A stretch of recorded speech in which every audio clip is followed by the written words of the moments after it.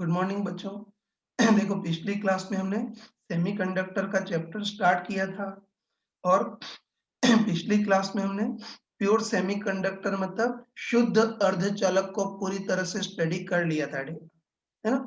और हमने पिछली क्लास में मैंने उनको क्लियरली बताया था कि जो शुद्ध अर्धचालक होता है मतलब जो प्योर सेमीकंडक्टर होता है उसमें तो इलेक्ट्रॉन और होल की सांद्रता बराबर होती है, जिसको सम्मिलित रूप से Ni बोलते थे। ये तो पिछली क्लास में शुद्ध अर्धचालक या इंस्ट्रिंसिक सेमीकंडक्टर को हमने पूरा स्टडी कर लिया था।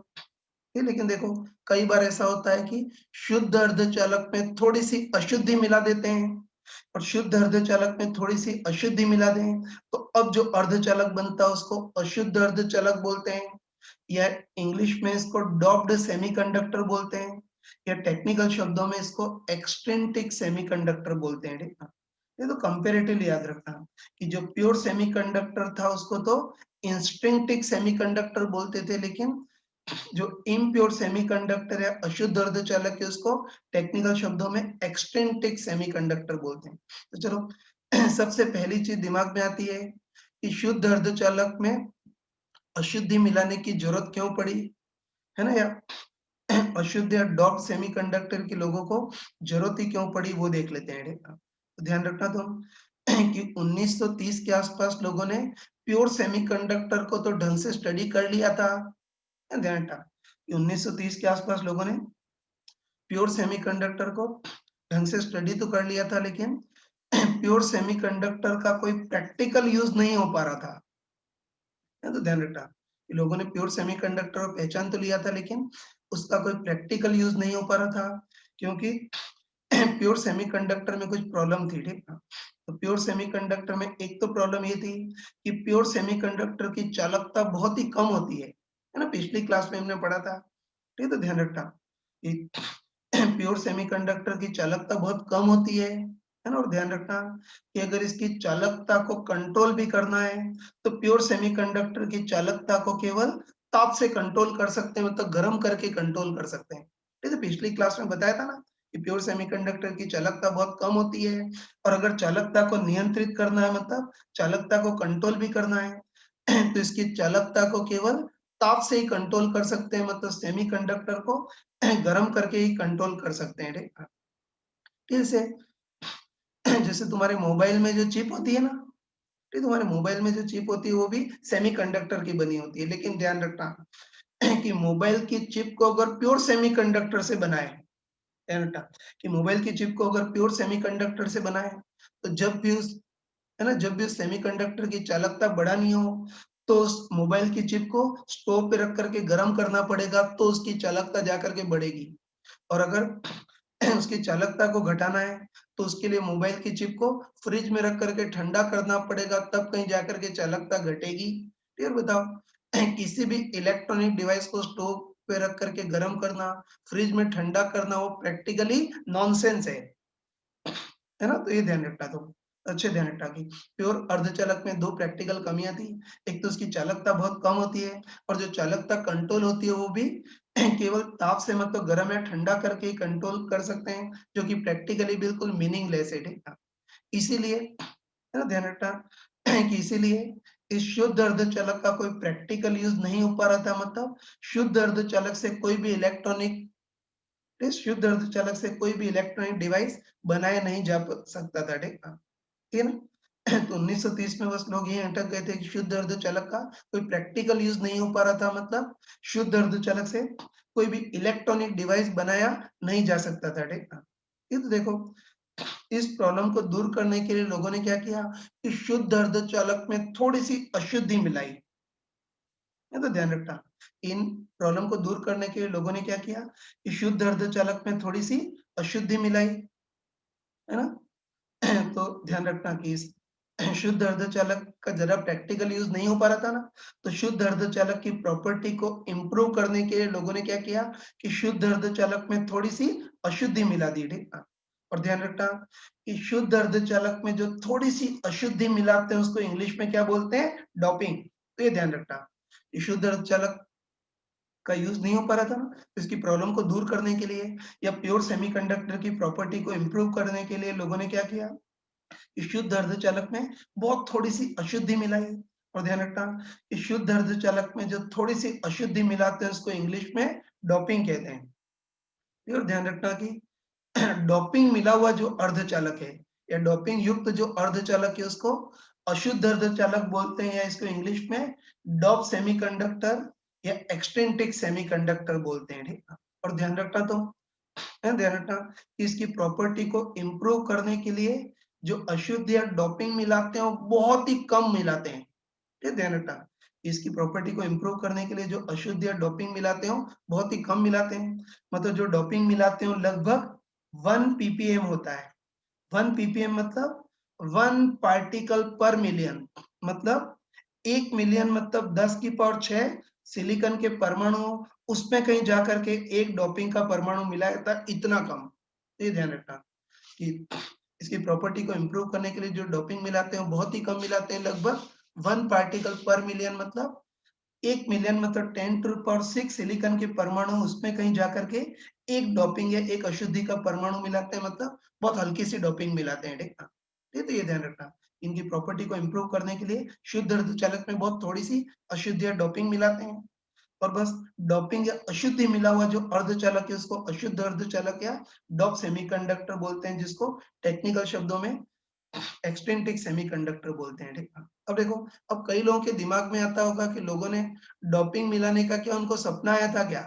ये तो ध्यान रखना कि शुद्ध अर्धचालक में डोपिंग मिलाने का ना तो इनको सपना आया था और ना ही कोई भगवान ने बोला था कि जाओ इसमें डोपिंग मिला दोगे तुम्हारा कल्याण हो जाएगा, ठीक है।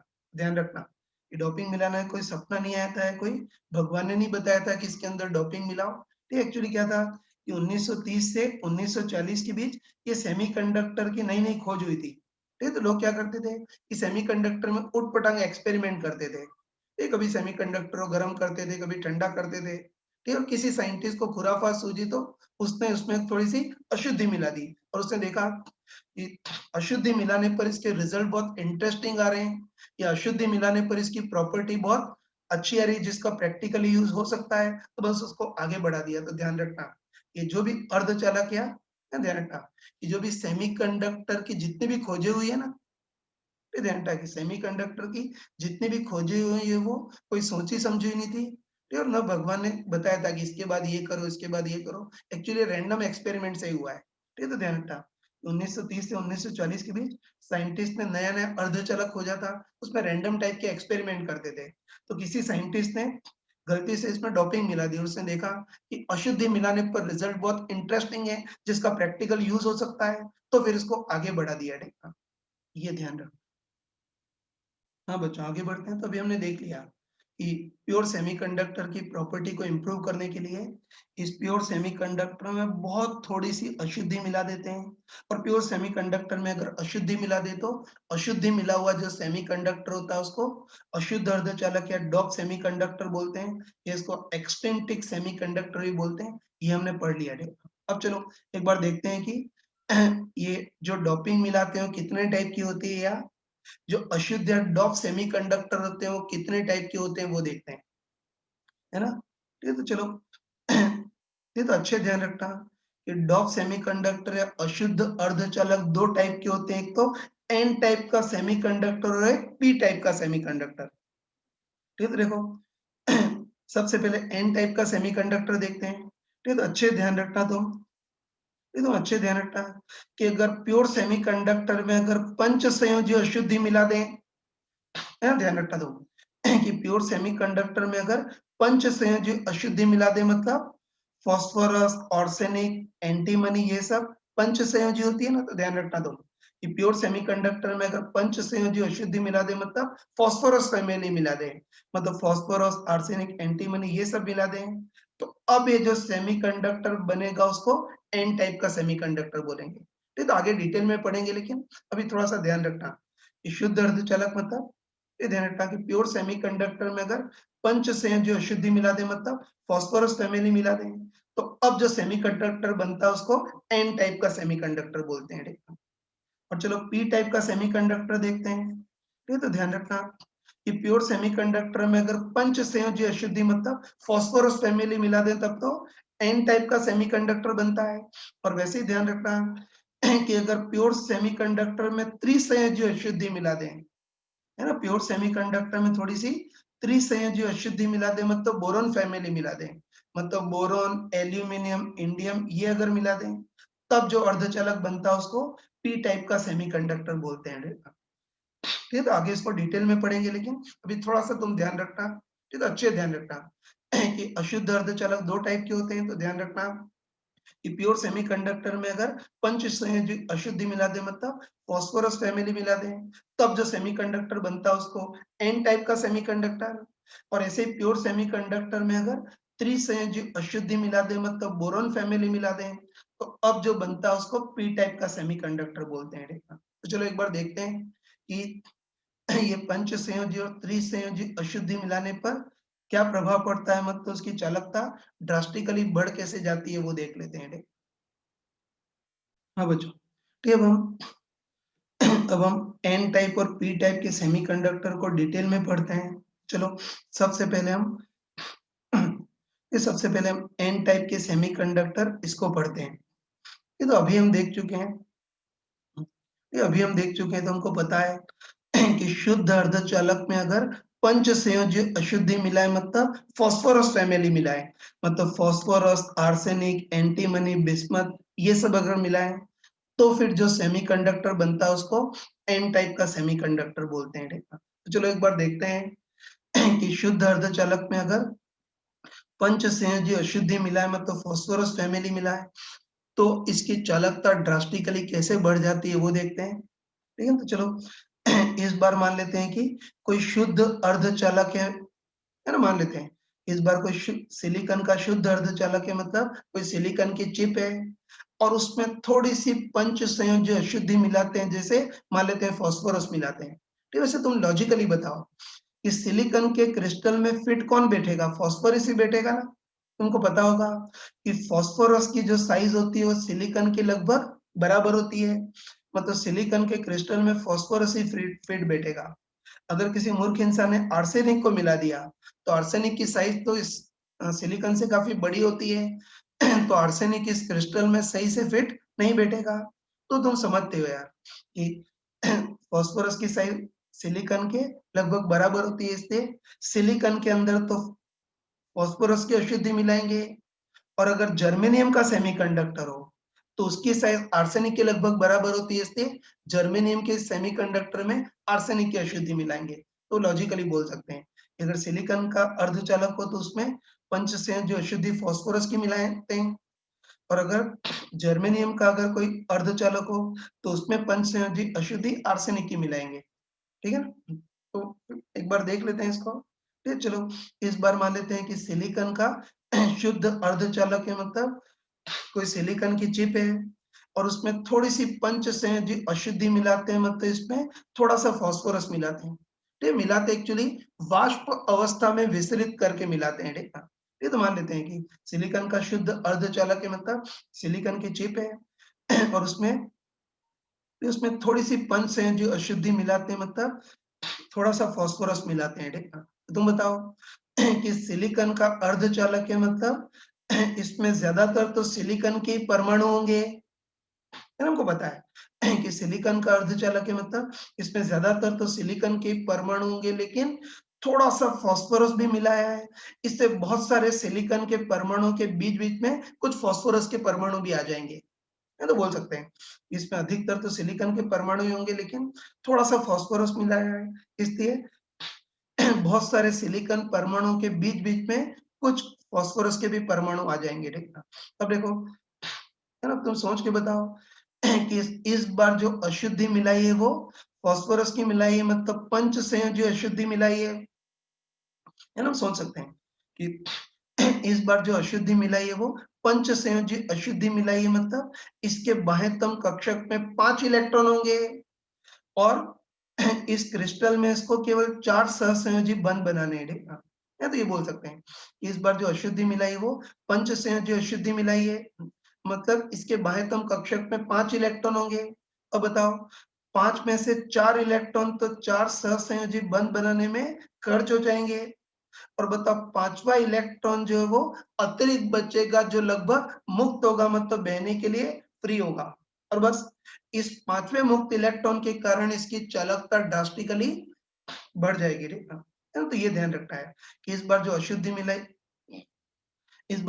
मिलाई वो पंच संयोजी अशुद्धि मिलाई है, मतलब इसके बाह्यतम कक्षक में 5 इलेक्ट्रॉन होंगे, जबकि इसको केवल 4 सहसंयोजी बंध ही बनाने हैं। तो बस बोल सकते हैं इसके बाह्यतम कक्षक में 5 इलेक्ट्रॉन होंगे, 5 में से 4 इलेक्ट्रॉन तो 4 सहसंयोजी बंध बनाने में खर्च हो जाएंगे, और 5वां इलेक्ट्रॉन अतिरिक्त बचेगा जो लगभग मुक्त होगा, है ना। और ध्यान रखना कि इस 5वें मुक्त इलेक्ट्रॉन्स के कारण ही इसकी चालकता ड्रास्टिकली बढ़ जाएगी। देखना, तुम खुद बताओ कि नॉर्मली तो सेमीकंडक्टर में मुक्त इलेक्ट्रॉन जंप करने के कारण उत्पन्न होता है ना। हमने पढ़ा था कि नॉर्मली तो सेमीकंडक्टर में मुक्त इलेक्ट्रॉन जंप करने के कारण उत्पन्न होता है, जिसकी प्रायिकता बहुत ही कम होती है, इससे शुद्ध अर्धचालक की चालकता बहुत कम होती है।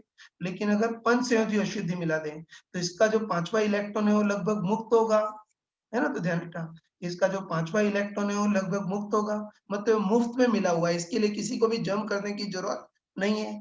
तो बताओ इस 5वें मुक्त इलेक्ट्रॉन के कारण इसकी चालकता ड्रास्टिकली बढ़ जाएगी। देखा, बताओ ये जो फास्फोरस है उसका, है ना, वो एक मुक्त इलेक्ट्रॉन प्रदान करेगा, दूसरा फास्फोरस की अशुद्धि दूसरा मुक्त इलेक्ट्रॉन प्रदान करेगी। तो बस ये जो अशुद्धि जो इलेक्ट्रॉन प्रदान कर रही है वो मुफ्त में मिला हुआ है, इसके लिए किसी को भी जंप करने की जरूरत नहीं पड़ रही है। बस इस 5वें मुक्त इलेक्ट्रॉन के कारण इसकी चालकता ड्रास्टिकली बढ़ जाएगी। हाँ, अब बच्चों देखो, ये तो मैंने देख लिया कि इस 5वें मुक्त इलेक्ट्रॉन के कारण इसकी चालकता ड्रास्टिकली बढ़ जाएगी। ठीक है, अब एक और चीज देख सकते हो कि बताओ इस बार जो फास्फोरस की अशुद्धि मिलाई है वो क्रिस्टल को एक इलेक्ट्रॉन दान दे रही है ना। देख सकते हैं इस बार जो फास्फोरस की अशुद्धि मिलाई है वो क्रिस्टल को एक इलेक्ट्रॉन दान दे रही है, इसलिए ये जो फास्फोरस की है जो पंच संयोजी अशुद्धि मिलाते हैं उसको दाता अशुद्धि या डोनर इम्प्योरिटी बोलते हैं। और चिंता मत करना, ये सारा मैंने प्रॉपर्ली लिख रखा है इसमें, ठीक। तुम वीडियो पॉज करके नोट कर लेना, मैं क्रम से जो लिखा है उसको क्रम से तुमको बता भी दूंगा, ठीक है। तो ये ध्यान रखना तुम अच्छे से, ये तो कंफर्म बोल सकते हैं इस बार फास्फोरस की या जो पंच संयोजी अशुद्धि मिलाई है वो क्रिस्टल को एक इलेक्ट्रॉन दान दे रही है, इसलिए ये फास्फोरस की जो पंच संयोजी अशुद्धि मिलाई है उसको दाता अशुद्धि बोलते हैं, इंग्लिश में डोनर इम्प्योरिटी बोलते हैं, ठीक है। ये तो मैंने लिख दिया है, इस बार जो पंच संयोजी अशुद्धि मिलाई है वो क्रिस्टल को एक इलेक्ट्रॉन दान दे रही है, इसलिए इस पंच संयोजी अशुद्धि को दाता अशुद्धि मतलब डोनर इम्प्योरिटी बोलते हैं। और देखो एक और चीज देख सकते हो है ना, ये तो हम क्लियरली बोल सकते हैं। बताओ इस बार इस क्रिस्टल में बहने वाले जितने भी मुक्त इलेक्ट्रॉन होंगे उसमें उसमें से 99% मुक्त इलेक्ट्रॉन तो डोनर के दिए गए होंगे, है ना, ये मुफ्त में मिल रहे हैं इसके लिए किसी को जंप करने की जरूरत नहीं पड़ रही है। देखा, तो बस पक्का बोल सकते हैं इस बार क्रिस्टल में जितने भी मुक्त इलेक्ट्रॉन बह रहे होंगे उसमें से अधिकतर इलेक्ट्रॉन मतलब 99% मुक्त इलेक्ट्रॉन तो इस दाता या डोनर के दिए गए होंगे, लेकिन एक आधे परसेंट इलेक्ट्रॉन जंप करने के कारण भी उत्पन्न होगा। तुम बताओ कि ये जो चिप है उसको रूम टेम्परेचर पे रखा है ना, और हमको पता है कि रूम टेम्परेचर पे कुछ इलेक्ट्रॉन रूम टेम्परेचर पे तापीय ऊर्जा का यूज करके कुछ इलेक्ट्रॉन संयोजी बैंड से चालन बैंड में जंप करेंगे, मतलब बाहर निकल जाएंगे। तो ध्यान रखना दो, इस बार क्रिस्टल में जितने भी इलेक्ट्रॉन बह रहे होंगे उसमें से 99% मुक्त इलेक्ट्रॉन तो डोनर के ही दिए गए होंगे, लेकिन एक आधा इलेक्ट्रॉन ताप के कारण या जंप करने के कारण भी उत्पन्न होगा। देखा, और तुम बताओ कि एक भी इलेक्ट्रॉन अगर जंप करने के कारण उत्पन्न हुआ तो अपने पीछे होल छोड़ करके जाएगा। फिर तो हमने पढ़ा था कि ताप के कारण इलेक्ट्रॉन जंप कर, है ना, ताप के कारण इलेक्ट्रॉन संयोजी बैंड से चालन बैंड में जंप करता है, तो सहसंयोजी बंध में एक वैकेंसी उत्पन्न हो जाती है जिसको होल बोलते हैं, और ये जो प्रोसेस होता है उसको इलेक्ट्रॉन होल पेयर प्रोडक्शन बोलते हैं।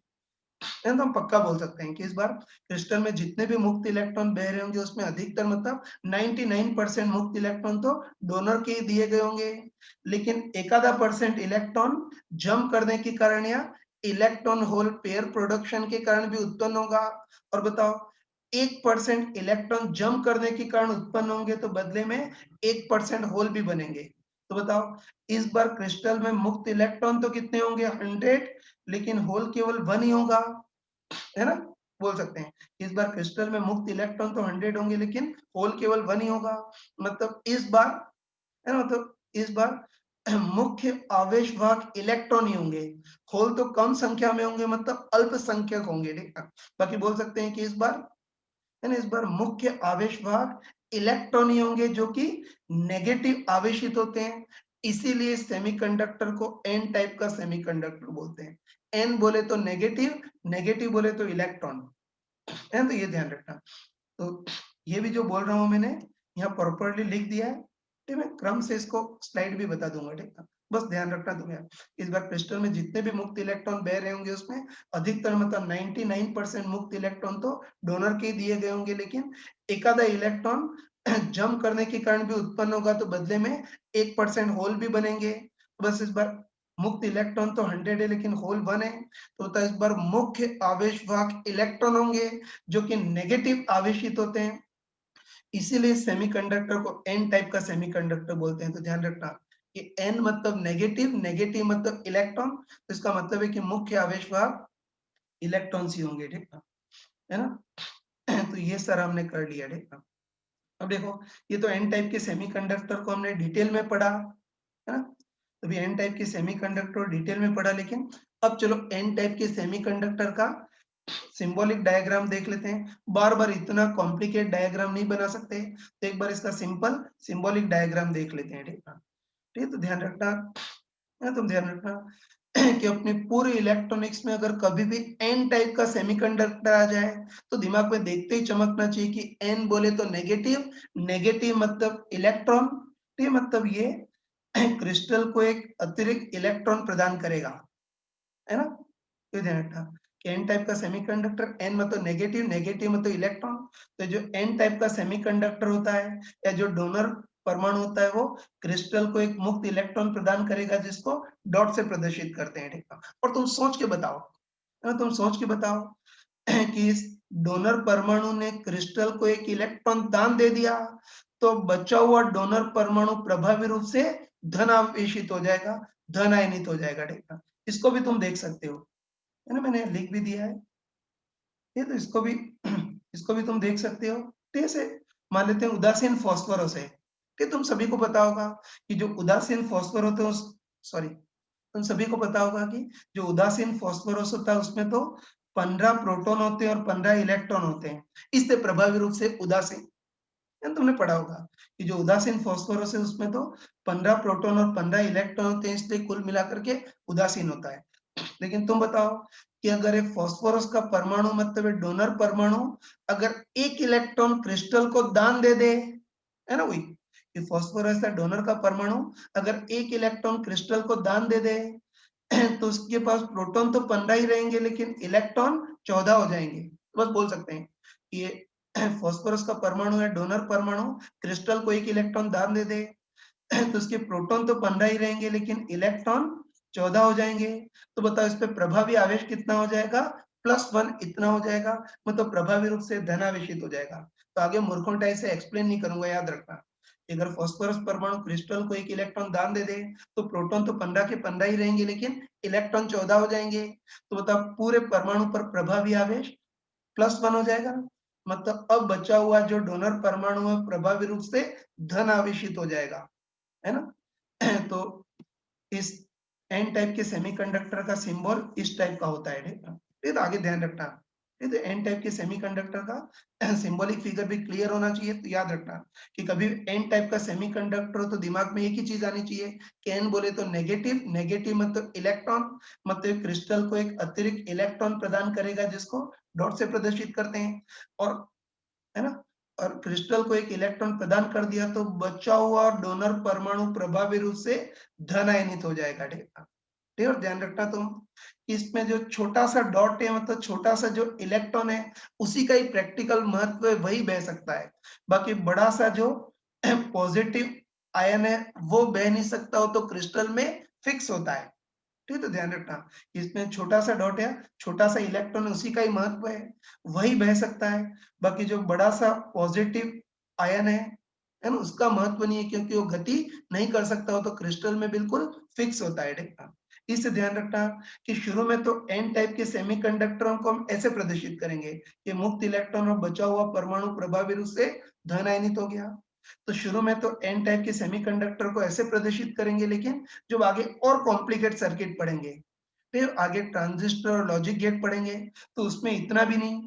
फिर ध्यान रखना कि आगे जब बहुत कॉम्प्लिकेट सर्किट पढ़ेंगे, उसमें तो एन टाइप के सेमीकंडक्टर को इलेक्ट्रॉन से प्रदर्शित करेंगे। ठीक है, तो ध्यान रखना कि आगे तो कभी भी है ना ट्रांजिस्टर, लॉजिक गेट ये सब जब पढ़ेंगे तो उसमें एक ही चीज आनी चाहिए कि कभी एन टाइप का सेमीकंडक्टर हो तो एन बोले तो नेगेटिव, नेगेटिव तो इलेक्ट्रॉन, तो ये क्रिस्टल को इलेक्ट्रॉन, ठीक, क्रिस्टल को मुक्त इलेक्ट्रॉन प्रदान करेगा।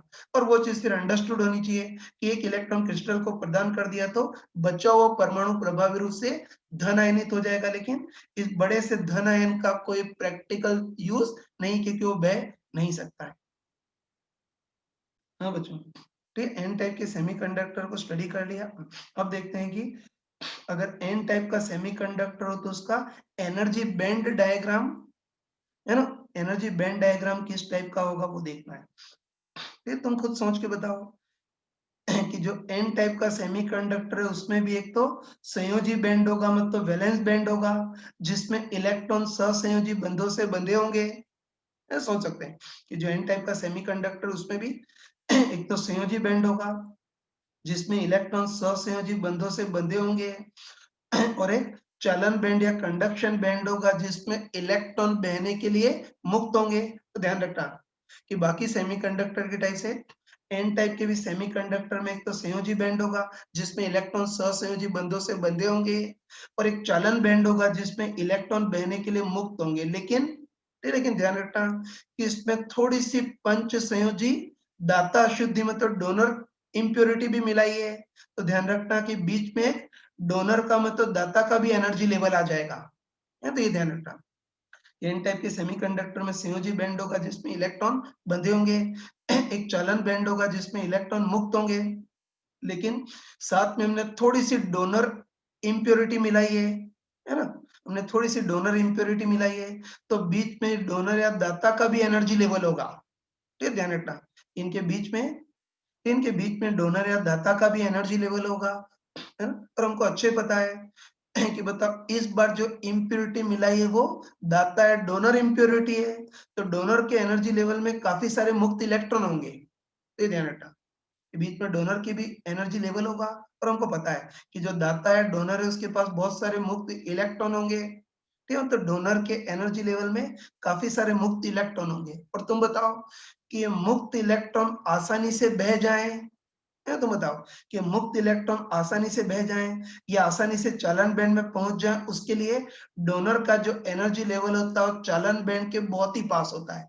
फिर बस तुम खुद बताओ कि डोनर का जो एनर्जी लेवल है उसमें काफी सारे मुक्त इलेक्ट्रॉन होंगे, और डोनर का जो एनर्जी लेवल है वो चालन बैंड के बहुत ही पास होता है, इसलिए डोनर के जो इलेक्ट्रॉन है वो चालन बैंड में बहुत आसानी से पहुंच जाते हैं। ये तो ध्यान था कि डोनर का एनर्जी लेवल चालन बैंड के बहुत ही पास होता है, इसलिए डोनर के जो मुक्त इलेक्ट्रॉन है वो चालन बैंड में आसानी से पहुंच जाते हैं और आसानी से बह जाते हैं। ठीक है ना, अब देखो अब यहाँ भी, है ना, यहाँ भी वही चीज देख सकते हैं कि बताओ इस बार भी चालन बैंड में बहने वाले जितने भी मुक्त इलेक्ट्रॉन होंगे उसमें अधिकतर मुक्त इलेक्ट्रॉन मतलब 99% मुक्त इलेक्ट्रॉन तो डोनर के ही दिए गए होंगे, है, तो बोल सकते हैं कि इस बार चालन बैंड में बहने वाले जितने भी मुक्त इलेक्ट्रॉन होंगे उसमें से अधिकतर मतलब 99% मुक्त इलेक्ट्रॉन तो डोनर के दिए गए होंगे, लेकिन एकादा मुक्त इलेक्ट्रॉन जम करने के कारण भी उत्पन्न होगा।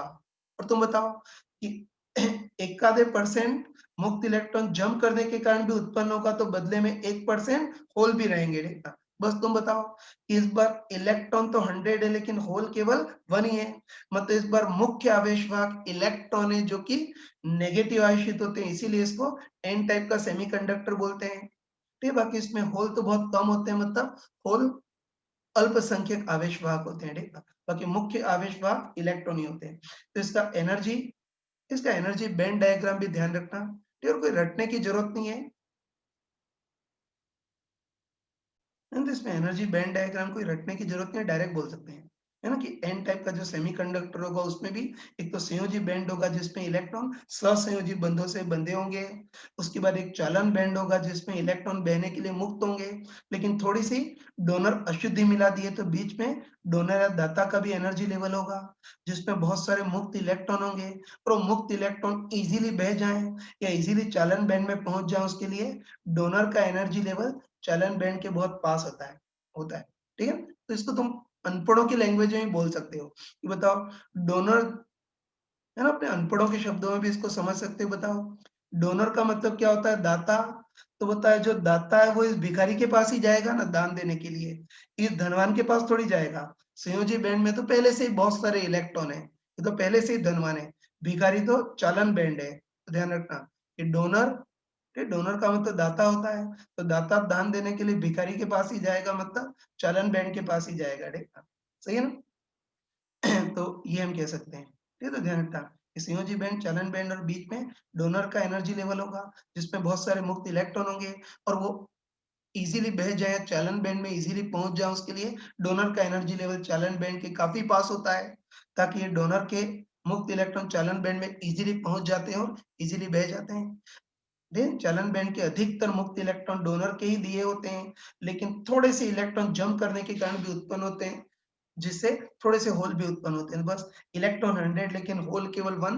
मुख्य आवेश वाहक इलेक्ट्रॉन है जो कि नेगेटिव आवेशित है, इसीलिए इसको एन टाइप का सेमीकंडक्टर बोलते हैं। बाकी जो होल होंगे उसकी संख्या बहुत ही कम होगी, इसलिए होल मुख्य आवेश वाहक नहीं होंगे, होल अल्पसंख्यक आवेश वाहक होंगे। ठीक है, इसके एन टाइप के सेमीकंडक्टर के सारे कंसेप्ट हमने पढ़ लिए।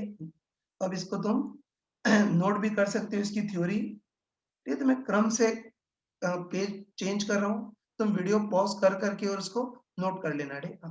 ये तो इसकी जो कंसेप्ट है उसके चित्र हैं, ये थ्योरी का पहला पेज है, जो जो बोला है वो ढंग से लिख दिया है, ठीक है ना? फिर ये थ्योरी का अगला पेज है, इसमें भी सारे कंसेप्ट प्रॉपर्ली लिखे हुए हैं। और ये थ्योरी का और अगला पेज है, ठीक है ना? तो ये सारा तुम वीडियो पॉज करके इसको देख सकते हो। हाँ बच्चों, आगे बढ़ते हैं। ठीक है, तो एन टाइप का सेमीकंडक्टर हमने कंप्लीट कर लिया, ठीक है ना? लेकिन लास्ट चीज मैं एक बार फिर बता रहा हूँ, ध्यान रखना कि अभी तो हमने एन टाइप के सेमीकंडक्टर को डिटेल में पढ़ा, लेकिन आगे इतना डिटेल में देखने की जरूरत नहीं है। तो ध्यान रखना कि आगे तो ध्यान रखना कि आगे अपने इलेक्ट्रॉनिक्स में कभी भी एन टाइप का सेमीकंडक्टर आ जाए तो दिमाग में एक ही चीज चमकनी चाहिए कि एन बोले तो नेगेटिव, नेगेटिव मतलब इलेक्ट्रॉन।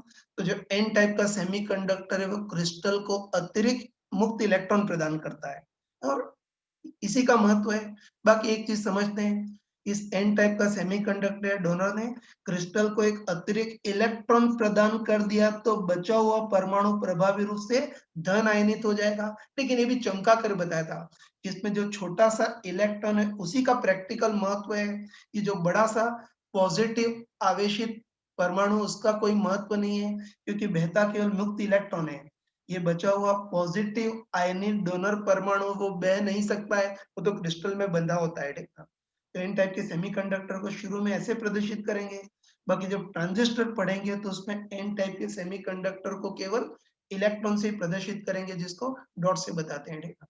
तो एन टाइप का सेमीकंडक्टर हमने पूरा पढ़ लिया और शायद तुमने वीडियो पॉज करके इसकी थ्योरी भी नोट कर ली होगी, ठीक है? चलो आगे बढ़ते हैं। वही एन टाइप के सेमीकंडक्टर को पूरा स्टडी कर लिया ना। अब चलो आगे बढ़ते हैं। अब हम एन टाइप के सेमीकंडक्टर के लिए लॉ ऑफ मास एक्शन मतलब द्रव्यमान क्रिया अनुपाती नियम इसको पढ़ लेते हैं, है ना? तुमने केमिकल इक्विलिब्रियम और आयनिक इक्विलिब्रियम में द्रव्यमान क्रिया अनुपाती नियम मतलब लॉ ऑफ मास एक्शन पढ़ा होगा तुमने, ठीक है? ये तो लॉ ऑफ मास एक्शन तुमने केमिकल और आयनिक इक्विलिब्रियम में पढ़ा होगा, तो ये सेमीकंडक्टर के लिए भी वैलिड होता है, ठीक है? देखो इसमें मैं, है ना, इस वाले पार्ट में बिल्कुल फिजिकल केमिस्ट्री के सिमिलर इसको हम स्टडी करते हैं, है, तो ध्यान रखना कि सेमीकंडक्टर के लिए जो लॉ ऑफ मास एक्शन है उसको हम बिल्कुल आयोनिक इक्विलिब्रियम के सिमिलर समझते हैं, तो तुम इजीली इसको कर पाओगे, ठीक है? इसको ध्यान से देखना फिर इसको हम फिजिकल केमिस्ट्री में तुमने आयनिक इक्विलिब्रियम पढ़ा होगा, उसी के सिमिलर इसको समझते हैं, ठीक है। जैसे मान लेते हैं कोई शुद्ध पानी है ना, मान लेते हैं कोई शुद्ध पानी है। तो ये तुमने आयनिक इक्विलिब्रियम में पढ़ा होगा कि शुद्ध पानी में तो H प्लस और OH माइनस की सांद्रता बराबर होती है, और कितनी होती है, 10 की पावर माइनस 7 मोल पर लीटर। सॉरी बच्चों, थोड़ा डिस्टर्बेंस था, ध्यान रखना। इस लॉ ऑफ मास एक्शन को हम आयनिक इक्विलिब्रियम के सिमिलरली समझेंगे।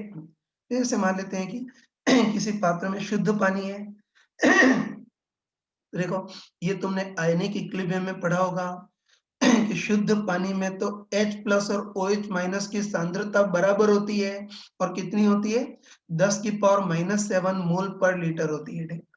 लेकिन चलो अब ऐसा करते हैं कि शुद्ध पानी में थोड़ा अम्ल मिला देते हैं, है ना। तो ऐसा करते हैं कि शुद्ध पानी में थोड़ा सा अम्ल या एसिड मिला देते हैं, ठीक। तो देखो, ये तुमने फिजिकल ये तुमने आयनिक इक्विलिब्रियम में पढ़ा होगा कि शुद्ध पानी में अगर थोड़ा सा एसिड मिला दें तो उसके कारण H प्लस की सांद्रता बढ़ जाती है ना। तो आयनिक इक्विलिब्रियम में पढ़ा होगा कि शुद्ध पानी में अगर थोड़ा सा एसिड मिला दें तो H प्लस की सांद्रता बढ़ जाती है, लेकिन व्युत्क्रमानुपाती रूप से OH माइनस की सांद्रता घट जाती है। ये तो पढ़ा होगा कि अगर इसमें एसिड मिला दे तो H प्लस की सांद्रता बढ़ जाती है, लेकिन साथ में व्युत्क्रमानुपाती रूप से OH माइनस की सांद्रता घट जाती है।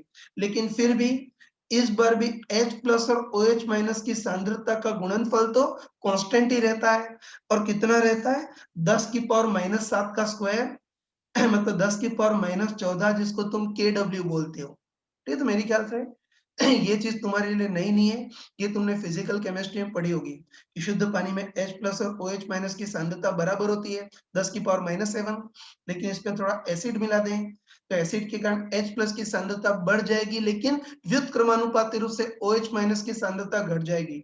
लेकिन फिर भी इसमें H प्लस और OH माइनस की सांद्रता का गुणनफल तो कांस्टेंट ही रहेगा, और कितना रहेगा, 10 की पावर माइनस 7 का स्क्वायर मतलब 10 की पावर माइनस 14, जिसको तुम KW बोलते हो, ठीक है। पता होगा कि ये सारी चीजें लॉ ऑफ मास एक्शन से आती हैं, है ना। ये सारी चीजें केमिकल इक्विलिब्रियम से स्टार्ट हुई थी, लॉ ऑफ मास एक्शन से आती है। तो बस ध्यान रखना कि जैसा एक कंसेप्ट हमने आयनिक इक्विलिब्रियम में लगाया वैसे ही हम सेमीकंडक्टर में भी एक कंसेप्ट लगा सकते हैं, ठीक है। ठीक है, तो देखो जैसे इस बार मान लेते हैं कि हम कोई प्योर सेमीकंडक्टर लेते हैं, ठीक है। तो हम बोल सकते हैं कि जिस टाइप से शुद्ध पानी में H प्लस और OH माइनस की सांद्रता बराबर होती थी, वैसे ही प्योर सेमीकंडक्टर में इलेक्ट्रॉन और होल की सांद्रता भी बराबर होती है, जिसको सम्मिलित रूप से Ni बोलते हैं, ठीक है। तो ध्यान रखना, इसे शुद्ध पानी में H प्लस और OH माइनस की सांद्रता बराबर होती है और 10 की पावर माइनस 7 होती है ना, वैसे ही प्योर सेमीकंडक्टर में इलेक्ट्रॉन और होल की सांद्रता भी बराबर होती है, जिनको सम्मिलित रूप से Ni बोलते हैं, ठीक है। लेकिन चलो अब मान लेते हैं कि शुद्ध है ना, अब मान लेते हैं कि शुद्ध अर्धचालक में हमने थोड़ा सा फास्फोरस मिला दिया है, मतलब थोड़ी सी डोनर अशुद्धि मिला दी है ना। तो मान लेते हैं कि इस बार शुद्ध अर्धचालक में हमने थोड़ा सा फास्फोरस मिला दिया है, मतलब थोड़ी सी डोनर अशुद्धि मिला दी है, ठीक है ना। तो बस हमको अच्छे पता है कि शुद्ध अर्धचालक में अगर थोड़ी सी डोनर अशुद्धि मिला देंगे तो उसके कारण इलेक्ट्रॉन की सांद्रता तो बढ़ जाएगी, लेकिन हमको पता है कि बताओ इलेक्ट्रॉन की सांद्रता बढ़ जाएगी तो व्युत्क्रमानुपाती रूप से होल की सांद्रता घट जाएगी, लेकिन इस बार भी इलेक्ट्रॉन और होल की सांद्रता का गुणनफल तो कांस्टेंट ही रहेगा, और कितना रहेगा, 10 की पावर माइनस 7 का स्क्वायर की जगह Ni स्क्वायर इतना रहेगा। फिर इसको कंपैरेटिवली ध्यान रखना, ठीक है। बहुत शॉर्ट में समराइज कर रहा हूं, तो ध्यान रखना कि जिस तरह से शुद्ध पानी में H प्लस और OH माइनस की सांद्रता बराबर होती है और 10 की पावर माइनस 7 होती है, इसी टाइप से शुद्ध अर्धचालक में भी इलेक्ट्रॉन और होल की सांद्रता बराबर होती है, जिसको सम्मिलित रूप से Ni बोलते हैं। लेकिन हमको पता है कि पानी में अगर एसिड मिला दे तो H प्लस की सांद्रता बढ़ जाती है, OH माइनस की सांद्रता घट जाती है, लेकिन फिर भी H प्लस और OH माइनस की सांद्रता का गुणनफल कांस्टेंट ही रहता है और 10 की पावर माइनस 7 का स्क्वायर रहता है। इसी टाइप से है ना, इसी टाइप से बोल सकते हैं कि शुद्ध अर्धचालक में अगर n टाइप की अशुद्धि मिला दें मतलब डोनर अशुद्धि मिला दें, तो डोनर अशुद्धि के कारण इलेक्ट्रॉन की सांद्रता बढ़ जाएगी, लेकिन व्युत्क्रमानुपाती रूप से होल की सांद्रता घट जाएगी। लेकिन फिर भी इसमें इलेक्ट्रॉन और होल की सांद्रता का गुणनफल तो कांस्टेंट ही रहेगा। और कितना रहेगा? 10 की पावर -7 के स्क्वायर की जगह ni स्क्वायर इतना रहेगा। ठीक है, बस जैसे केमिकल इक्विलिब्रियम में, सॉरी, जैसे आयनिक इक्विलिब्रियम का कंसेप्ट पढ़ा था, वैसे ये सेमीकंडक्टर का भी कंसेप्ट पढ़ लिया, तो ध्यान रखना कि law of mass action ionic equilibrium के लिए लगता है, वैसे अशुद्ध अर्धचालक के लिए भी लॉ ऑफ मास एक्शन लग सकता है। हाँ बच्चों, अभी हमने सेमीकंडक्टर के लिए लॉ ऑफ मास एक्शन पढ़ लिया। इसी पे बेस एक कॉमन टाइप का क्वेश्चन करते हैं जो अपनी एनसीईआरटी की बुक में दे रखा है। पहले क्वेश्चन बोल लेता हूँ। फिर इसमें हमको दे रखा है कि हमको दे रखा है कि प्योर जर्मेनियम का सेमीकंडक्टर है, और हमको अच्छे से पता है कि जो प्योर सेमीकंडक्टर है उसमें तो इलेक्ट्रॉन और होल की सांद्रता समान होती है, जिसको सम्मिलित रूप से Ni बोलते हैं। और हमको दे रखा है कि अभी सेमीकंडक्टर का ताप 300 केल्विन रखा है ना, प्योर सेमीकंडक्टर है, तो अभी तो इलेक्ट्रॉन और होल की सांद्रता बराबर होगी, जिसको सम्मिलित रूप से Ni बोलते हैं।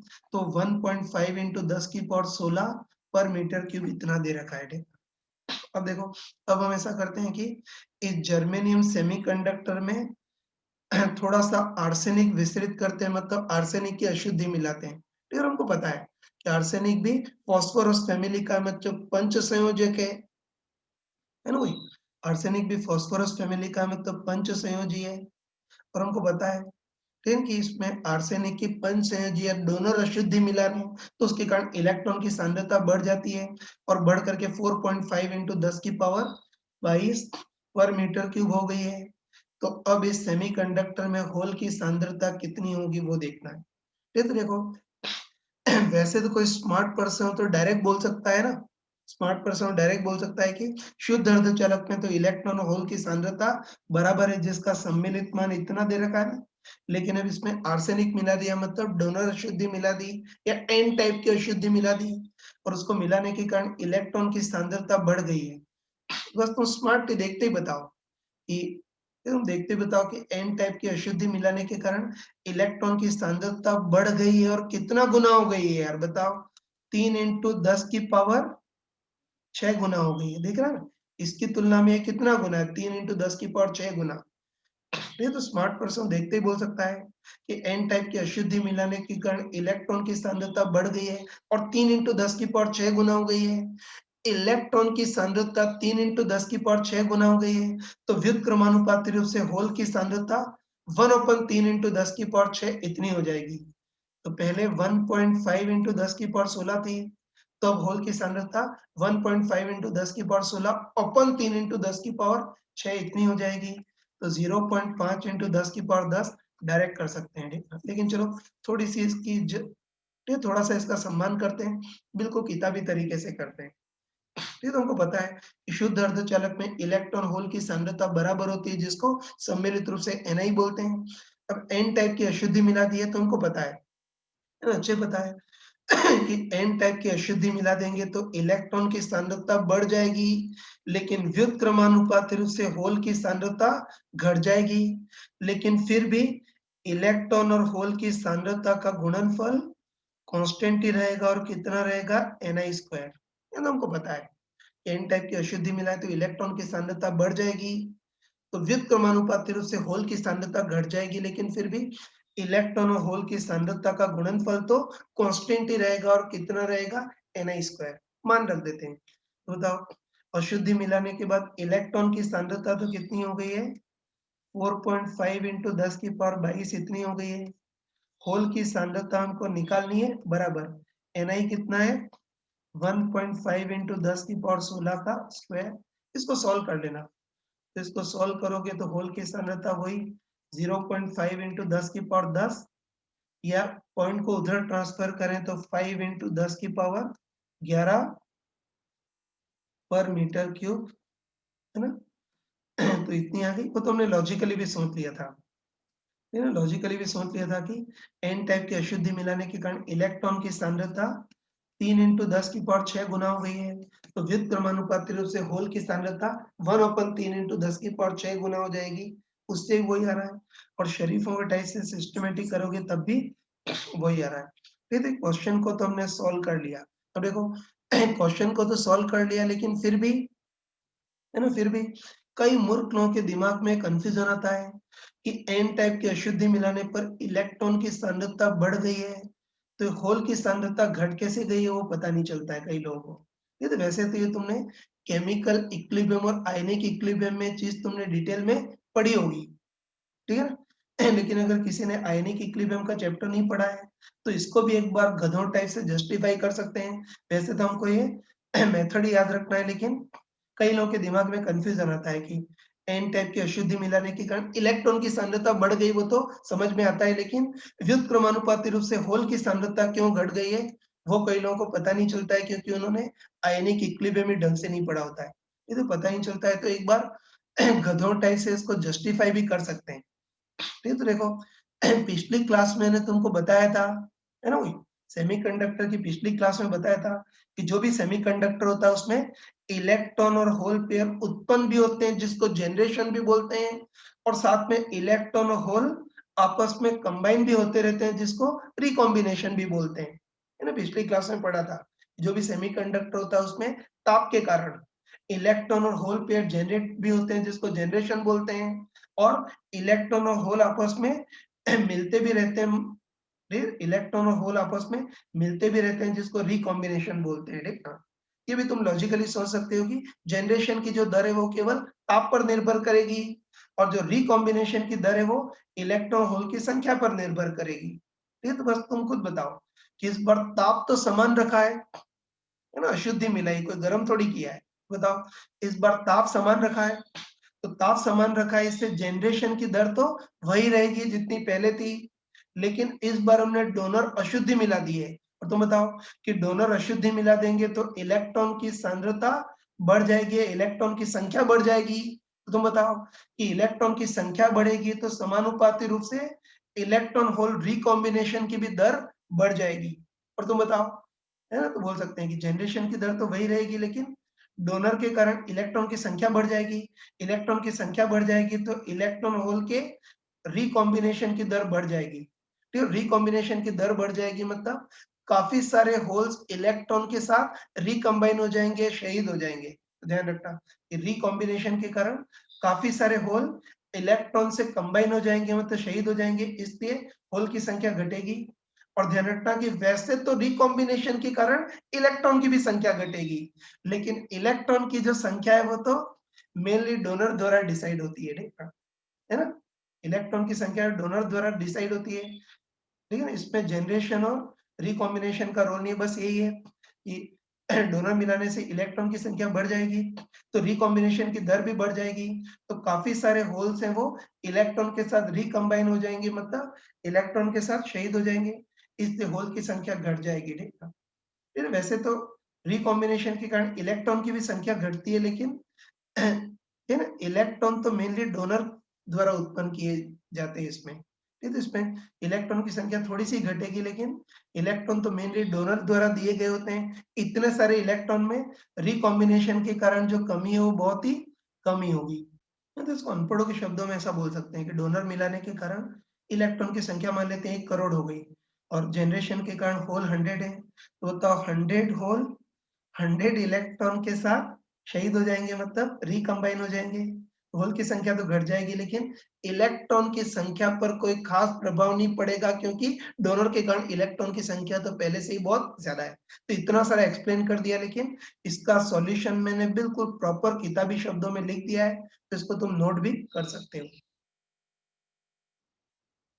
फिर ध्यान रखना कि ये जो क्वेश्चन बताया उन्हीं बेवकूफ बच्चों के लिए बताया जिन्होंने आयनिक इक्विलिब्रियम ढंग से नहीं पढ़ा है। अगर जिसने आयनिक इक्विलिब्रियम ढंग से पढ़ा हो तो उसको तो ये सारी चीजें आयनिक इक्विलिब्रियम में ही आती होंगी।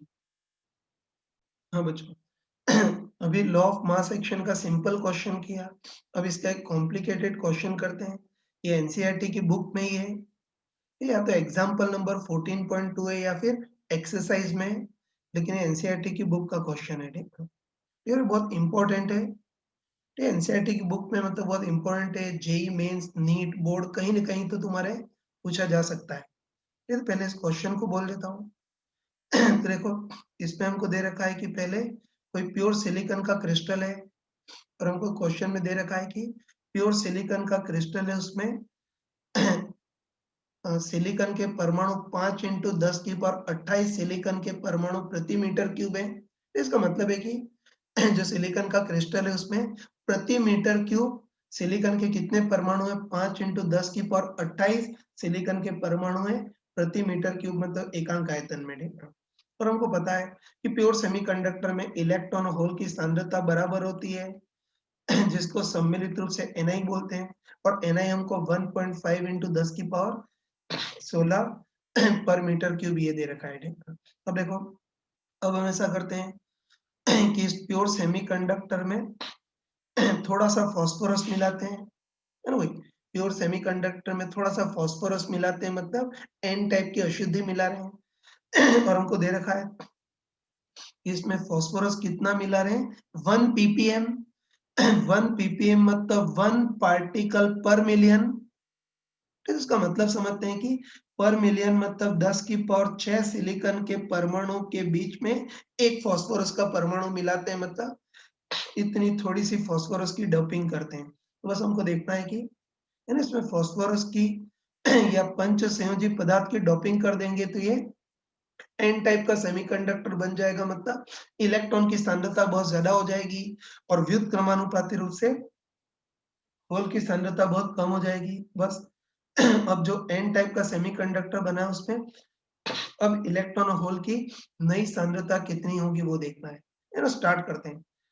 कोई शुद्ध अर्धचालक में 1 ppm जितनी फास्फोरस की डोपिंग की है ना, तो बस सबसे पहले हमको देखना है कि 1 ppm जितनी फास्फोरस की डोपिंग करेंगे तो एकांक आयतन में मतलब प्रति मीटर क्यूब में फास्फोरस परमाणु की संख्या कितनी होगी वो सबसे पहले देखना है ना। तुम बताओ कि एकांक आयतन में फास्फोरस परमाणु की जितनी संख्या होगी, एकांक आयतन में मुक्त इलेक्ट्रॉन की भी संख्या है, सांद्रता उतनी होगी। तो बस इस क्वेश्चन में हमको सबसे पहले देखना है कि इसमें 1 ppm जितनी फास्फोरस की डोपिंग की है, तो हमको देखना है कि एकांक आयतन में फास्फोरस के परमाणु कितने होंगे वो देखना है। तो उसके लिए पहले हम इसका यूज करेंगे। पहले इसका यूज करेंगे तो हमको दे रखा है कि जो क्रिस्टल है उसमें एकांक आयतन में मतलब 1 मीटर क्यूब में सिलिकॉन के परमाणु कितने, 5 × 10⁻28। ये तो हमको दे रखा है इसमें। ये तो हमको दे रखा है कि इस क्रिस्टल में एकांक आयतन में सिलिकॉन के परमाणु कितने, 5 × 10⁻28 सिलिकॉन के परमाणु हैं। तो बस हमको देखना है कि है ना, एकांक आयतन में इतने सिलिकॉन के परमाणु हैं। तो इतने सिलिकॉन परमाणु के बीच में फास्फोरस के परमाणु कितने होंगे वो देखना है। ये तो उसके लिए हमको दे रखा है कि हमने फास्फोरस की डोपिंग किस अनुसार की है, सॉरी, हमको क्वेश्चन में दे रखा है कि फास्फोरस की डोपिंग कितनी की है, 1 ppm। 1 ppm मतलब 1 पार्टिकल पर मिलियन, मतलब है ना, मतलब 1 मिलियन मतलब 10⁶ सिलिकॉन परमाणु के बीच में एक फास्फोरस का परमाणु मिक्स किया है। ठीक है, तो ध्यान रखना कि फास्फोरस की डोपिंग 1 ppm जितनी की है ना, 1 पार्टिकल पर मिलियन मतलब 1 मिलियन मतलब 10⁶ सिलिकॉन के परमाणु के बीच में एक फास्फोरस की डोपिंग की है। तो बस एकांक आयतन में इतने सिलिकॉन के परमाणु हैं, तो फास्फोरस के परमाणु कितने होंगे वो देखना है। बस उसके लिए हम सिंपली अपने तीसरी क्लास का एक-एक नियम लगा सकते हैं। तो बस तुम बताओ कि 1 ppm जितनी डोपिंग की है, मतलब 1 मिलियन मतलब 10⁶ सिलिकॉन के परमाणु के बीच में एक फास्फोरस मिलाया है। तो बस हम लिख सकते हैं कि है ना, हम लिख सकते हैं कि 1 मिलियन मतलब 10⁶ सिलिकॉन के परमाणु में फास्फोरस के परमाणु कितने, 1। बस तुम बताओ कि 10⁶ सिलिकॉन के परमाणु में फास्फोरस का परमाणु कितना मिला है, 1। तो बताओ 1 सिलिकॉन के परमाणु में फास्फोरस की अशुद्धि कितनी होगी, बताओ 1/10⁶। बताओ एकांक मीटर क्यूब में, है ना, एकांक आयतन में कितने सिलिकॉन के परमाणु है, 5 × 10⁻28 सिलिकॉन के परमाणु हैं। तो बताओ उसमें फास्फोरस के कितने परमाणु होंगे, 1 × 10⁶ इंटू 5 इंटू 10 की पावर 28 है ना। तुमने तीसरी क्लास में एक एक नियम पढ़ा होगा। ठीक, हाँ। जैसे 10 लड्डुओं की कीमत जैसे 16 रुपए, तो एक लड्डू की कीमत 16/10। तो कोई पूछे 25 लड्डुओं की कीमत कितनी होगी, तो 16/10 इंटू 25, वो एक एक नियम है। ठीक है, ठीक है, तो ध्यान रखना तुम। नॉर्मली बच्चे ये सब नहीं कर पाते हैं, लेकिन ध्यान रखना कि सबसे पहले हमको देखना है कि एकांक आयतन में फास्फोरस के कितने परमाणु होंगे, वो देखना है। ठीक, तो उसके लिए इसका यूज करेंगे। एक बताओ, फास्फोरस कितना मिला है, 1 ppm, मतलब 1 पार्टिकल पर मिलियन है। मतलब 1 मिलियन मतलब 10 की पावर 6 सिलिकॉन के परमाणु में एक फास्फोरस मिला है।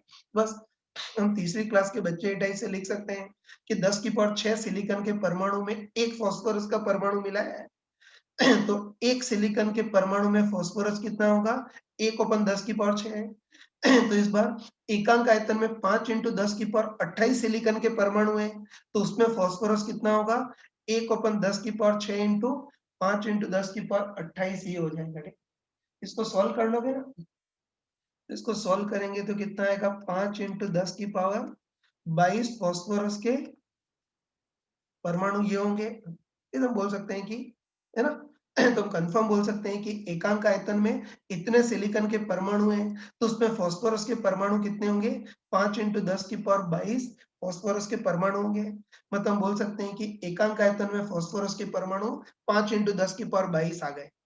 ये तो हम भी बोल सकते हैं, एकांक आयतन में इतने सिलिकॉन के परमाणु हैं, तो एकांक आयतन में फास्फोरस के परमाणु 5 इंटू 10 की पावर 22 होंगे। तो जो मेन चीज चाहिए थी हमको मिल गई।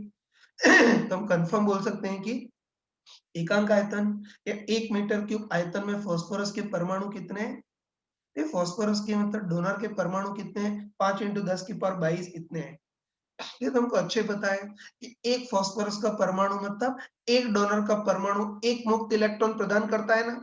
तो बताओ एकांक मीटर क्यूब में ये तो बताओ एकांक आयतन में इतने फास्फोरस के परमाणु हैं, है ना। बोल सकते हैं कि एकांक आयतन में इतने फास्फोरस से डोनर के परमाणु हैं, तो एकांक आयतन में डोनर के परमाणु इलेक्ट्रॉन भी कितने प्रदान करेंगे, 5 इंटू 10 की पावर 22 इतने प्रदान करेंगे। या तो बोल सकते हैं कि एक फास्फोरस का परमाणु या एक डोनर का परमाणु एक मुक्त इलेक्ट्रॉन प्रदान करता है। तो बता एकांक आयतन में फास्फोरस से डोनर के इतने परमाणु हैं, तो एकांक आयतन में डोनर द्वारा दिए गए इलेक्ट्रॉन की संख्या भी 5 इंटू 10 की पावर 22 होगी। अब तुम बताओ कि जो भी मुक्त इलेक्ट्रॉन है उसमें अधिकतर मतलब 99% इलेक्ट्रॉन तो डोनर के दिए होते हैं। इलेक्ट्रॉन होल पेयर प्रोडक्शन से बहुत कम इलेक्ट्रॉन प्राप्त होते हैं। बस हम पक्का बोल सकते हैं ना, तो हम कंफर्म बोल सकते हैं कि एकांक आयतन में डोनर द्वारा दिए गए इलेक्ट्रॉन की संख्या तो 5 इंटू 10 की पावर 22 होगी, लेकिन एकांक आयतन में इलेक्ट्रॉन होल पेयर प्रोडक्शन, इसके कारण ये इलेक्ट्रॉन के जंप करने के कारण उत्पन्न इलेक्ट्रॉनों की संख्या बिल्कुल नगण्य होगी। ये तो मैंने बिल्कुल क्लियरली बताया था कि जितने भी मुक्त इलेक्ट्रॉन है उसमें अधिकतर मतलब 99% इलेक्ट्रॉन डोनर के दिए गए होते हैं। इलेक्ट्रॉन होल पेयर प्रोडक्शन या इलेक्ट्रॉन के जंप करने के कारण इलेक्ट्रॉन की संख्या बहुत ही कम होती है। तो बस बोल सकते हैं एकांक आयतन में डोनर द्वारा दिए गए इलेक्ट्रॉन की संख्या तो 5 इंटू 10 की पावर 22 है, और एकांक आयतन में इलेक्ट्रॉन के जंप करने के कारण जो इलेक्ट्रॉन की संख्या होगी उसकी तुलना में नगण्य होगी। मतलब एकांक आयतन में डोनर द्वारा दिए गए इलेक्ट्रॉन की संख्या इतनी है, तो एकांक आयतन में परिणामी इलेक्ट्रॉन की भी संख्या लगभग उतनी होगी। है ना, कह सकते हैं एकांक आयतन में डोनर द्वारा दिए गए इलेक्ट्रॉन की संख्या 5 इंटू 10 की पावर 22 है, तो एकांक आयतन में परिणामी इलेक्ट्रॉन की भी संख्या लगभग 5 इंटू 10 की पावर 22 ही होगी। ठीक है, अगले पेज पे काटना पड़ेगा, मैं तो लिख देता हूँ। एकांक आयतन में डोनर द्वारा दिए गए इलेक्ट्रॉन की संख्या 5 इंटू 10 की पावर 22 है, तो एकांक आयतन में परिणामी इलेक्ट्रॉन की संख्या भी लगभग 5 इंटू 10 की पावर 22 ही होगी। और बताओ एकांक आयतन में परिणामी इलेक्ट्रॉन की जो संख्या है उसको इलेक्ट्रॉन की सांद्रता बोलते हैं, तो वो भी लगभग 5 इंटू 10 की पावर, ये वो भी 5 इंटू 10 की पावर 22 पर मीटर क्यूब इतनी होगी। ठीक, बस अब तो इजीली कर सकते हैं ना। बस तुम खुद बताओ, है ना, तुम खुद बताओ कि एन टाइप की अशुद्धि मिलाने के कारण इलेक्ट्रॉन की सांद्रता बढ़ गई है, तो व्युत्क्रमानुपाती रूप से होल की सांद्रता घट जाएगी, लेकिन फिर भी इलेक्ट्रॉन और होल की सांद्रता का गुणनफल कांस्टेंट ही रहेगा और कितना रहेगा, ni स्क्वायर रहेगा। वो सब होल की सांद्रता भी निकाल सकते हैं ना, ठीक है, तो ध्यान रखना कि डोपिंग मिलाने के बाद इलेक्ट्रॉन की सांद्रता तो आ गई, वो तो लगभग 5 × 10 की पावर 22 होगी। तो बस डोपिंग मिलाने के कारण होल की सांद्रता कितनी होगी वो देखना है। तो पता है कि एन टाइप की डोपिंग मिलाएंगे तो इलेक्ट्रॉन की सांद्रता बढ़ जाएगी, लेकिन व्युत्क्रमानुपाती रूप से होल की सांद्रता घट जाएगी। लेकिन फिर भी इलेक्ट्रॉन और होल की सांद्रता का गुणनफल कांस्टेंट रहेगा और ni रहेगा। बताओ डोपिंग मिलाने के बाद इलेक्ट्रॉन की सांद्रता तो 5 × 10 की पावर 22 हो गई है, होल की सांद्रता हमको निकालनी है और इनका गुणनफल ni स्क्वायर ही रहेगा। जहाँ ni कितना है, जहाँ ni कितना है 1.5 × 10 की पावर 16 का स्क्वायर इतना होगा। इसको सॉल्व करके तुम होल की सांद्रता भी निकाल सकते हो।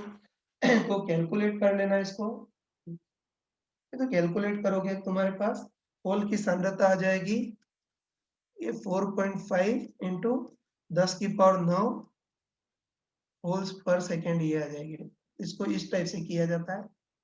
फिर इसको ढंग से नोट कर लेना। ये सॉल्यूशन का पहला पेज है और ये सॉल्यूशन का दूसरा पेज है। अब बच्चों देखो अभी हमने एन टाइप के सेमीकंडक्टर को पूरा स्टडी कर लिया। बस उसी टाइप से अब पी टाइप के भी सेमीकंडक्टर को फटाफट स्टडी कर सकते हैं। ठीक है, तो मैंने पहले ही बताया था कि शुद्ध अर्धचालक में अगर पंचसंयोजी अशुद्धि मतलब फास्फोरस फैमिली मिला है तब तो एन टाइप का सेमीकंडक्टर बनता है। और उसी टाइप से ध्यान रखना कि शुद्ध अर्धचालक में अगर त्रिसंयोजी अशुद्धि मिला है मतलब बोरोन फैमिली मिला है, मतलब बोरोन, एल्यूमिनियम, इंडियम ये सब मिला है, तो जो सेमीकंडक्टर बनता है उसको पी टाइप का सेमीकंडक्टर बोलते हैं। तो चलो इसको भी थोड़ा डिटेल में देखते हैं। यूं तो देखते हैं कि शुद्ध अर्धचालक में त्रिसंयोजी अशुद्धि मिलाने से क्या असर पड़ता है, मतलब इससे चालकता ड्रास्टिकली कैसे बढ़ जाती है वो देखते हैं। ठीक है, तो चलो जैसे मान लेते हैं कि सिलिकॉन का कोई शुद्ध अर्धचालक है, मतलब सिलिकॉन की कोई चिप है और उसमें थोड़ी सी त्रिसंयोजी अशुद्धि मिला दी, मतलब एल्यूमिनियम मिला दिया। तुम खुद बताओ कि सिलिकॉन के सिमिलर साइज एल्यूमिनियम की होगी ना, यही इस क्रिस्टल में फिट बैठेगा।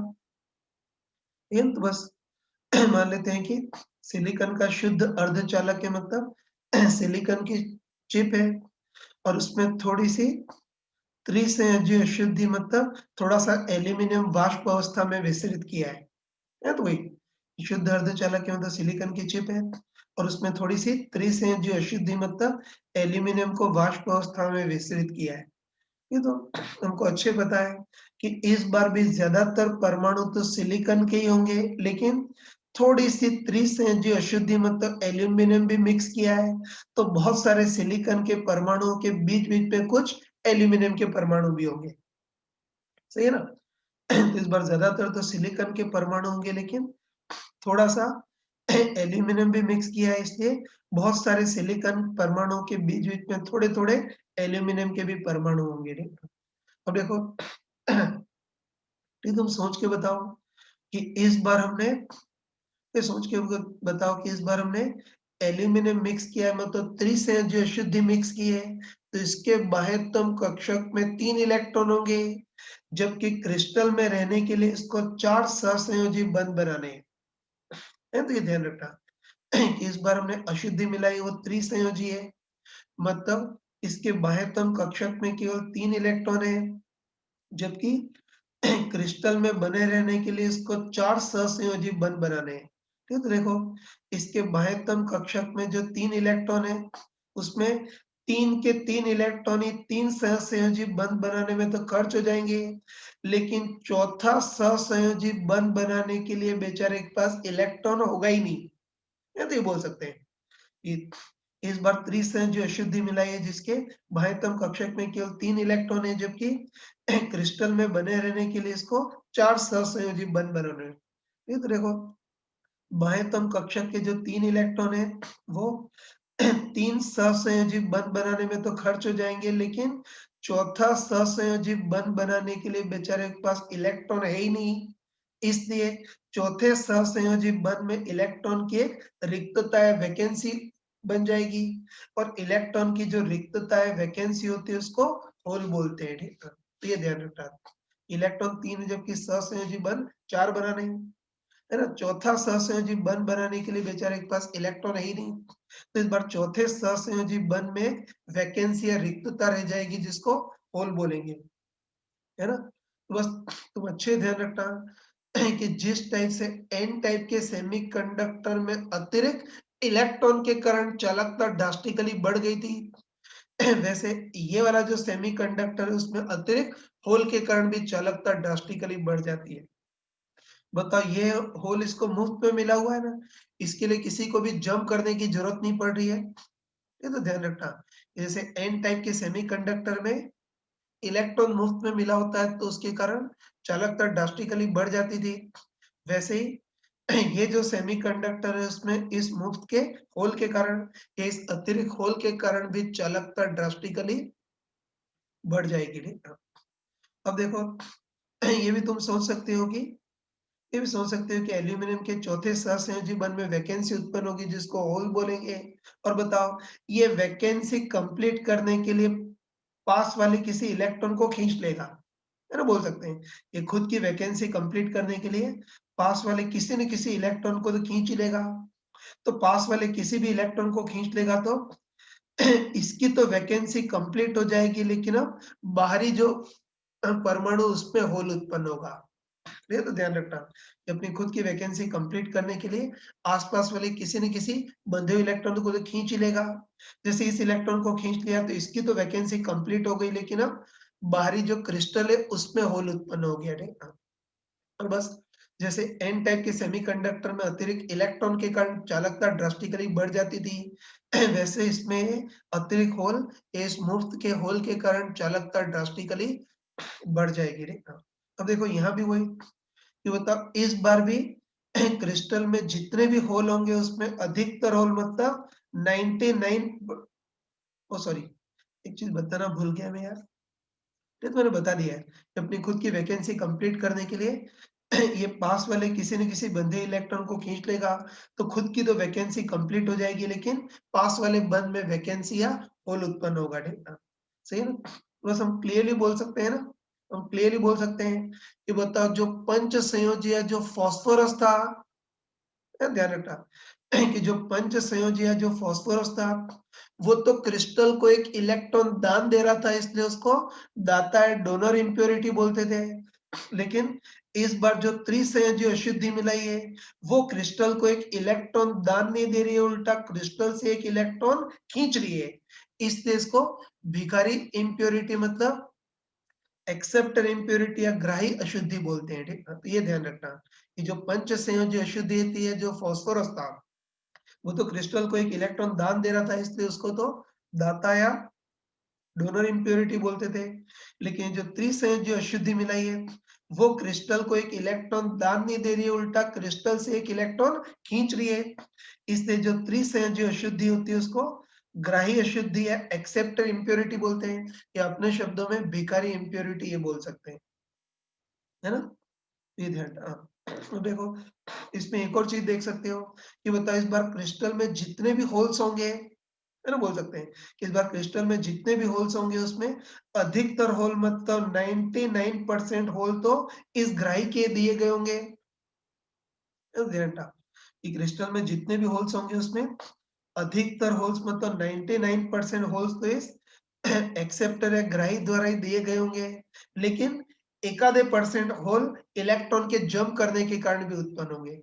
तुम बताओ इस क्रिस्टल का कुछ ना कुछ ताप होगा ना, और हमने पढ़ा था कि ताप के कारण भी कुछ बहादुर इलेक्ट्रॉन संयोजी बैंड से जंप करके चालन बैंड में पहुंच जाते हैं, है ना? और हमको बताया कि एक भी इलेक्ट्रॉन जंप करके चालन बैंड में पहुंचा तो संयोजी बैंड में एक वैकेंसी रह जाएगी जिसको होल्स बोलेंगे। और ताप के कारण या जंप करने के कारण इलेक्ट्रॉन और होल पेयर उत्पन्न होता है, उसको इलेक्ट्रॉन होल पेयर प्रोडक्शन बोलते हैं। ये हम पक्का बोल हम कंफर्म बोल सकते हैं कि इस बार क्रिस्टल में जितने भी होल्स होंगे उसमें अधिकतर होल मतलब 99% होल तो इस ग्राही या एक्सेप्टर के दिए गए होंगे, लेकिन एकाधे परसेंट होल इलेक्ट्रॉन के जंप करने के कारण या इलेक्ट्रॉन होल पेयर प्रोडक्शन के कारण भी उत्पन्न होगा। और तुम बताओ कि तुम बताओ कि इलेक्ट्रॉन होल पेयर प्रोडक्शन के कारण अगर 1% होल बनेंगे, तो बदले में 1% मुक्त इलेक्ट्रॉन भी बनेंगे, है ना? बस हम पक्का बोल सकते हैं कि इस बार सर्किट में होल तो 100 होंगे, लेकिन इलेक्ट्रॉन केवल 1 ही होगा। मतलब इस बार मुख्य आवेश वाहक होल्स हैं, जो कि एक पॉजिटिव आवेश के तुल्य होता है, इसीलिए इसको पी टाइप का सेमीकंडक्टर बोलते हैं। याद रखना कि पी बोले तो पॉजिटिव और पॉजिटिव मतलब होल। ठीक है, तो ये ध्यान रखना। इस बार क्रिस्टल में जितने भी होल्स होंगे, अधिकतर होल मतलब 99% होल तो इस ग्राह्य एक्सेप्टर के दिए गए होंगे, लेकिन एकाधा होल, फिर एकाधे परसेंट होल इलेक्ट्रॉन के जंप करने के कारण या इलेक्ट्रॉन और पेयर प्रोडक्शन के कारण उत्पन्न होगा। तो 1% होल इलेक्ट्रॉन के कारण जंप करने के कारण उत्पन्न होंगे, तो बदले में 1% इलेक्ट्रॉन भी उत्पन्न होंगे। बस इस बार होल तो 100 है, लेकिन इलेक्ट्रॉन केवल एक ही है। तो इस बार मुख्य आवेश वाहक होल्स हैं, जो कि पॉजिटिव आवेश के तुल्य है, इसीलिए इसको पी टाइप का सेमीकंडक्टर बोलते हैं। ठीक है, ये हमने देख लिया। ठीक है, अब चलो अब पी टाइप के सेमीकंडक्टर का सिंबॉलिक फिगर देखते हैं। ये तो इसका डिटेल फिगर है, लेकिन पी टाइप के सेमीकंडक्टर का सिंबॉलिक फिगर देखते हैं। ठीक है, तो ध्यान रखना। ठीक है, अभी हम पढ़ चुके हैं। ठीक है, तो अच्छे ध्यान रखना है, कभी पी टाइप का सेमीकंडक्टर आए तो अपने दिमाग में एक ही चीज आनी चाहिए कि पी बोले तो पॉजिटिव, पॉजिटिव मतलब होल। तो हम बोल सकते हैं कि ये पी टाइप का सेमीकंडक्टर या जो ग्राही अशुद्धि है वो क्रिस्टल को एक होल देगी, है ना? बोल सकते हैं ये जो पी टाइप का सेमीकंडक्टर या जो एक्सेप्टर अशुद्धि है, वो क्रिस्टल को एक होल प्रदान करेगी। और तुम बताओ कि क्रिस्टल को एक होल प्रदान कर दिया या बंधे बंधाए इलेक्ट्रॉन को खींच लिया, तो बचा हुआ एक्सेप्टर परमाणु प्रभावी रूप से ऋण आयनित हो जाएगा। है, तो ये ध्यान रखना दो कि पी टाइप का सेमीकंडक्टर या जो ग्राही अशुद्धि है वो क्रिस्टल को एक होल दे देती है। और हमको पता है कि एक होल दे रही है मतलब, है ना, एक होल दे रही है मतलब बंधे हुए इलेक्ट्रॉन को खींच रही है। बस अपने होल को कंप्लीट करने के लिए अगर बंधे हुए इलेक्ट्रॉन को खींच ले, तो बचा हुआ परमाणु प्रभावी रूप से ऋण आवेशित हो जाता है। इसको तुम देख सकते हो, तुम चाहो तो क्लोजली देख सकते हो। जैसे पहले मान लेते हैं कि एल्यूमिनियम का उदासीन परमाणु है। तुमको पता होगा कि एल्यूमिनियम के उदासीन परमाणु में 13 प्रोटॉन और 13 इलेक्ट्रॉन होते हैं। ये 13 प्रोटॉन और 13 इलेक्ट्रॉन होंगे, इसलिए अभी तो एल्यूमिनियम प्रभावी रूप से उदासीन होगा। ठीक है, लेकिन तुम बताओ कि अपनी, है ना, तुम बताओ कि अपनी इस सहसंयोज सॉरी तुम बताओ कि अपने इस सहसंयोजी बंध की वैकेंसी को कंप्लीट करने के लिए ये पास वाले किसी न किसी बंधे हुए इलेक्ट्रॉन को तो खींच ही लेगा। है ना, अभी बताया था कि इस सहसंयोजी बंध की वैकेंसी को कंप्लीट करने के लिए ये पास वाले किसी न किसी बंधे हुए इलेक्ट्रॉन को खींच लेगा। ठीक है ना? बस तुम बताओ कि पास वाले किसी बंधे हुए इलेक्ट्रॉन को खींच लेगा, तो बताओ इसके पास प्रोटॉन तो 13 ही रहेंगे, लेकिन इलेक्ट्रॉन कितने हो जाएंगे? 14 हो जाएंगे। ये तो ये ध्यान रखना कि अपनी वैकेंसी कंप्लीट करने के लिए ये पास वाले किसी न किसी बंधे हुए इलेक्ट्रॉन को खींच लेगा। और तुम बताओ कि एल्यूमिनियम किसी बंधे हुए इलेक्ट्रॉन को अगर खींच लेगा, तो उसके पास प्रोटॉन तो 13 ही रहेंगे, लेकिन इलेक्ट्रॉन 14 हो जाएंगे। तो इस पे प्रभावी आवेश कितना हो जाएगा? -1 या -1 ही हो जाएगा। मतलब बचा हुआ परमाणु प्रभावी रूप से ऋण आयनित हो जाएगा। ठीक है ना? तो बस आगे डायरेक्ट ध्यान रखना तुम। ये आगे डायरेक्ट ध्यान रखना कि कभी भी पी टाइप का सेमीकंडक्टर का जिक्र हो तो ध्यान रखना, पी बोले तो पॉजिटिव, पॉजिटिव मतलब होल।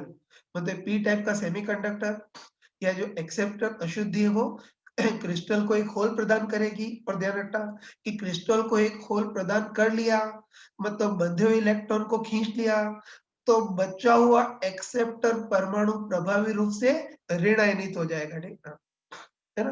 अब तुम अच्छे ध्यान रखना कि इसमें जो छोटा-सा होल है उसी का ही महत्व है। ये होल है वही बह सकता है। बाकी बड़ा-सा जो ऋण आयनित एक्सेप्टर परमाणु है वो बह नहीं सकता है, वो तो क्रिस्टल में बंधा होता है। ठीक है? तो ध्यान रखना तुम कि अब आगे इतना एक्सप्लेन नहीं करूँगा। याद रखना कि कभी भी पी टाइप का सेमीकंडक्टर बस दिमाग में एक ही चीज़ आनी चाहिए कि पी बोले तो पॉजिटिव, पॉजिटिव मतलब होल, मतलब क्रिस्टल को एक होल प्रदान करेगा। ठीक है? बस इतना ही काफ़ी है। बाकी की चीज़ें तुम समझ सकते हो कि क्रिस्टल को एक होल प्रदान कर लिया, मतलब बंधे हुए इलेक्ट्रॉन को खींच लिया तो बचा हुआ एक्सेप्टर परमाणु प्रभावी रूप से ऋण आयनित होगा, लेकिन उसका कोई महत्व नहीं है क्योंकि ये जो एक्सेप्टर परमाणु है ना? एक्सेप्टर ऋण आयनित परमाणु है वो गति नहीं कर सकता, वो तो क्रिस्टल में बंधा होगा, गति केवल होल ही करेगा। इसलिए शुरू में तो हम पी टाइप के सेमीकंडक्टर को ऐसे बताएँगे, बाकी जो आगे complicate case transistor logic gate वो पढ़ेंगे, तो उसमें पी टाइप के सेमीकंडक्टर को होल से ही प्रदर्शित करेंगे। ठीक है? तो ध्यान रखना कि कभी भी एन टाइप का सेमीकंडक्टर हो, दिमाग में आना चाहिए कि एन मतलब नेगेटिव, नेगेटिव मतलब इलेक्ट्रॉन, तो उसके पास बहुत सारे अतिरिक्त इलेक्ट्रॉन होंगे। और पी टाइप का सेमीकंडक्टर हो तो एक ही चीज़ आनी चाहिए कि पी बोले तो पॉजिटिव, पॉजिटिव मतलब होल, मतलब इसके पास बहुत सारे अतिरिक्त होल्स होंगे। तो ये सारा हमने कर लिया, ठीक है? अब चलो, अब पी टाइप के सेमीकंडक्टर के एनर्जी बैंड देखते हैं। हाँ बच्चों, तो पी टाइप के सेमीकंडक्टर जो है उसके एनर्जी बैंड डायग्राम देखते हैं। ये तो हम अच्छे से समझ सकते हैं, ये हम अच्छे से समझ सकते हैं कि जो पी टाइप का सेमीकंडक्टर होगा उसमें भी एक तो संयोजी बैंड होगा या वैलेंस बैंड होगा, जिसमें इलेक्ट्रॉन सहसंयोजी बंधों से बंधे होंगे, और एक चालन बैंड मतलब कंडक्शन बैंड होगा जिसमें इलेक्ट्रॉन बहने के लिए मुक्त होंगे। सॉरी, ठीक है, डिस्टर्बेंस था थोड़ा, तो ध्यान रखना। ये जो पी टाइप का सेमीकंडक्टर उसमें भी एक तो संयोजी बैंड होगा जिसमें इलेक्ट्रॉन सहसंयोजी बंधों से बंधे होंगे, और एक चालन बैंड होगा जिसमें इलेक्ट्रॉन बहने के लिए मुक्त होंगे। लेकिन ध्यान रखना कि इसमें हमने थोड़ी सी त्रिसंयोजी अशुद्धि मिलाई, मतलब थोड़ा सा एल्यूमिनियम मिलाया है, तो ध्यान रखना कि इसमें हमने थोड़ी सी त्रिसंयोजी अशुद्धि मिलाई है, मतलब थोड़ी सी एक्सेप्टर इम्प्योरिटी मिलाई है। तो ध्यान रखना कि इन दोनों के बीच में एक्सेप्टर का भी एनर्जी लेवल आ जाएगा।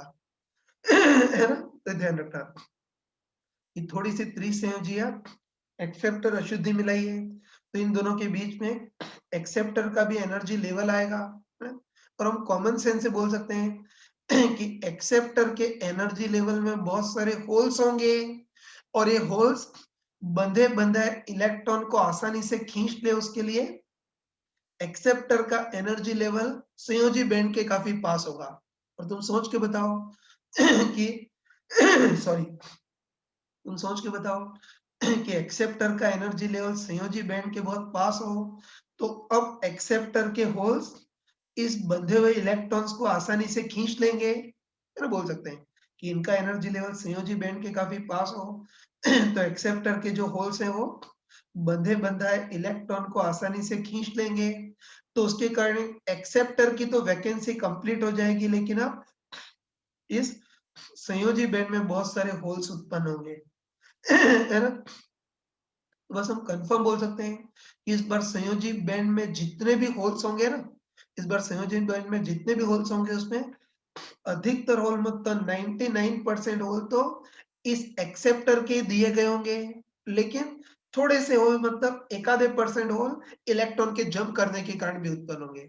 तो हमको पता है कि ताप के कारण कुछ बहादुर इलेक्ट्रॉन, है ना, तापीय ऊर्जा के कारण कुछ बहादुर इलेक्ट्रॉन संयोजी बैंड से जंप करके चालन बैंड में पहुंचेंगे, और इलेक्ट्रॉन जंप करके चालन बैंड में पहुंचेंगे तो बदले में संयोजी बैंड में कुछ वैकेंसी रह जाएगी, जिसको इलेक्ट्रॉन होल पेयर प्रोडक्शन बोलते हैं। तो कह सकते हैं कि इस बार संयोजी बैंड में जितने भी होल्स होंगे उसमें अधिकतर, मतलब 99% होल तो एक्सेप्टर के या ग्राही द्वारा ही दिए गए होंगे, बाकी एक आधे परसेंट होल इलेक्ट्रॉन के जंप करने के कारण भी उत्पन्न होंगे, और अगर 1% होल इलेक्ट्रॉन के जंप करने के कारण उत्पन्न होंगे, तो बदले में 1% मुक्त इलेक्ट्रॉन भी उत्पन्न होंगे। तो बस बताओ, इस बार होल्स तो 100 है लेकिन इलेक्ट्रॉन केवल एक ही है, तो इस बार मुख्य आवेश वाहक, इस बार मुख्य आवेश वाहक होल्स होंगे जो कि पॉजिटिव आवेश के तुल्य हैं, इसीलिए इसको पी टाइप का सेमीकंडक्टर बोलते हैं। बाकी इसमें इलेक्ट्रॉन की संख्या बहुत ही कम होगी, इससे जो इलेक्ट्रॉन होंगे वो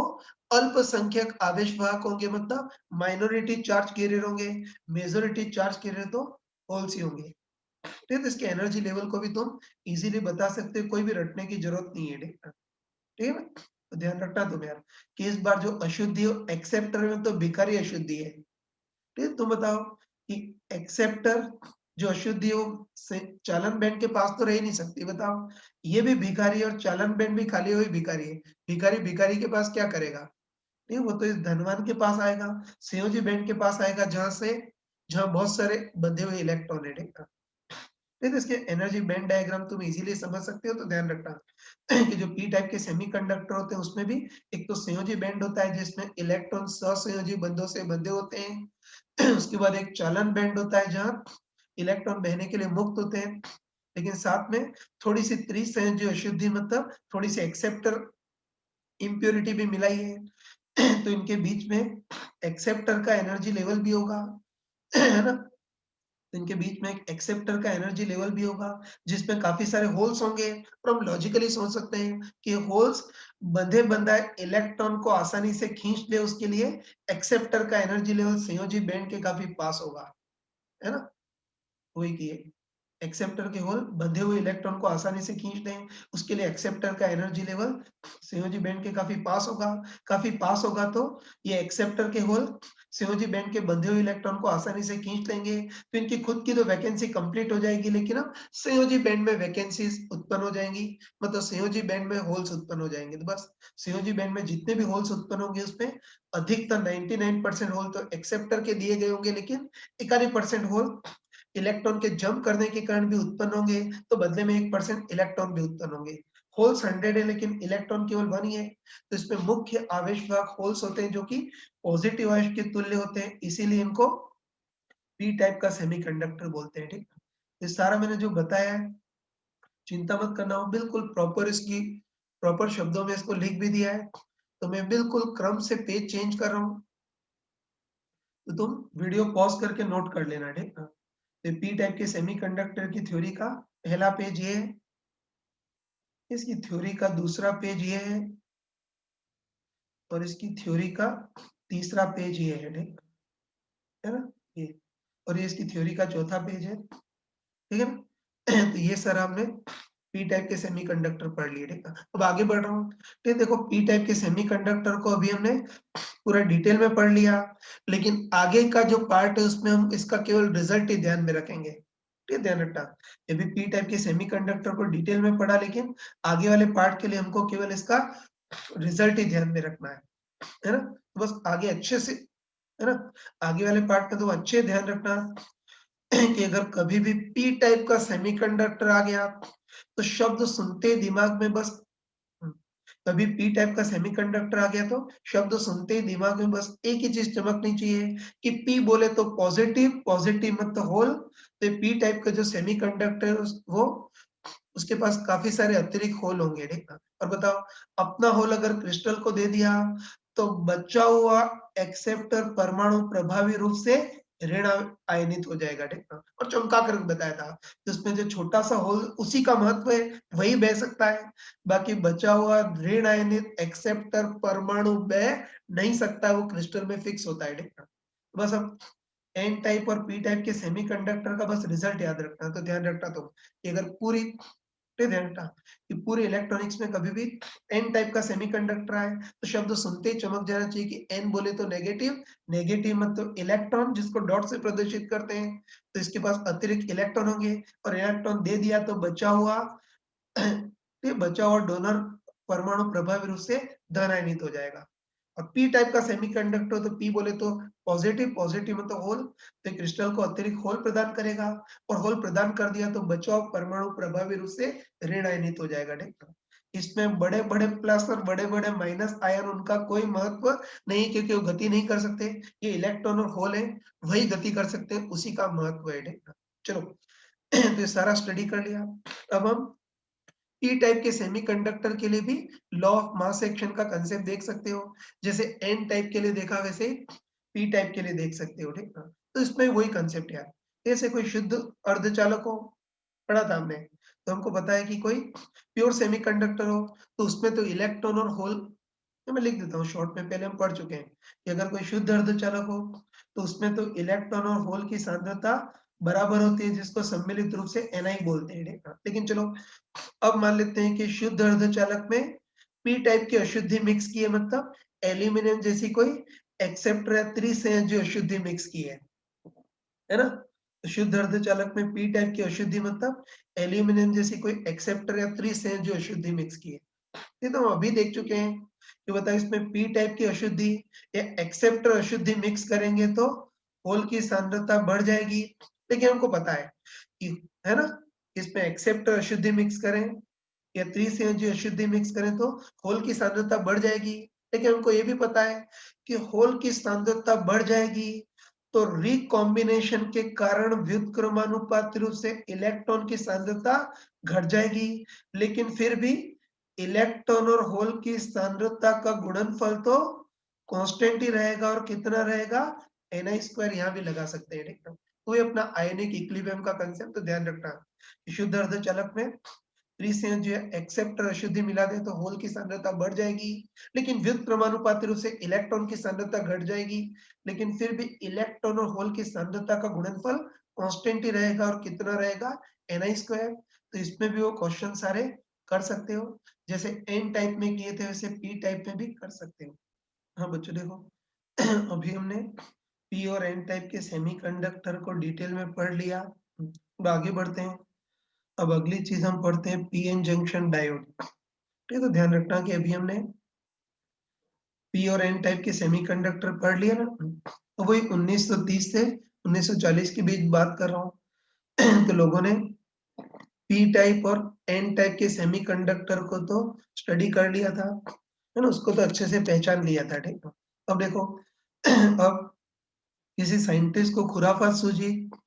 ठीक, ध्यान रखना, किसी साइंटिस्ट को खुराफात सूझी तो उसने क्या किया कि कोई सिलिकॉन की चिप ली, एक साइड से पी टाइप की अशुद्धि को विसरित किया और दूसरी साइड से एन टाइप की अशुद्धि को विसरित किया, है ना। पी और एन टाइप की अशुद्धि तो लोगों ने समझ ली थी। अब किसी को ये लगा कि इन दोनों अशुद्धियों को मिक्स करें तब क्या बनेगा, वो उसको देखना था। उसने क्या किया कि कोई सिलिकॉन की चिप ली, एक साइड से पी टाइप की अशुद्धि को विसरित किया और दूसरी साइड से एन टाइप की अशुद्धि को विसरित किया और इससे बहुत इंटरेस्टिंग नमूना बना। और इस इंटरेस्टिंग नमूने को उसने पीएन जंक्शन डायोड नाम दे दिया। ठीक है, तो ये सेमीकंडक्टर की जितनी भी खोजें हैं वो सोची समझी हुई नहीं है। लोगों ने रैंडम एक्सपेरिमेंट किए थे, जिसके रिजल्ट इंटरेस्टिंग रहे, प्रैक्टिकली यूजफुल रहे, उसको आगे बढ़ा दिया। ठीक है, ये भी इसी टाइप से हुआ है कि किसी साइंटिस्ट को खुराफात सूझी, उसने सिलिकॉन की चिप ली, एक साइड से पी टाइप की और दूसरे साइड से एन टाइप की अशुद्धि विसरित की और तब जो महा इंटरेस्टिंग नमूना बना उसको क्या नाम दिया? पीएन जंक्शन डायोड नाम दिया। ठीक, तो पीएन जंक्शन डायोड को किताबी शब्दों में डिफाइन कर सकते हैं। तो हम बोल सकते हैं कि किसी सिलिकॉन या जर्मेनियम की चिप में यदि एक साइड पर पी टाइप की डोपिंग हो और दूसरे साइड पर एन टाइप की डोपिंग हो, तब जो नमूना बनता है उसको पीएन जंक्शन डायोड बोलते हैं। तो चलो एक बार देखते हैं कि ये पीएन जंक्शन डायोड कैसे वर्क करता है, उसको डिटेल में देखते हैं। सॉरी, थोड़ा डिस्टर्बेंस था। ये तो चलो, अब हम पीएन जंक्शन डायोड को थोड़ा सा डिटेल में पढ़ते हैं। मतलब पीएन जंक्शन डायोड कैसे वर्क करता है उसको देखते हैं। ठीक है, तो वही एक्चुअली पीएन जंक्शन डायोड का, ये पीएन जंक्शन डायोड को बनाने का जो मैन्युफैक्चरिंग प्रोसेस है वो तो बहुत कॉम्प्लिकेटेड है। लेकिन अपने 12th लेवल पर हम इसको जस्ट थ्योरेटिकली समझते हैं।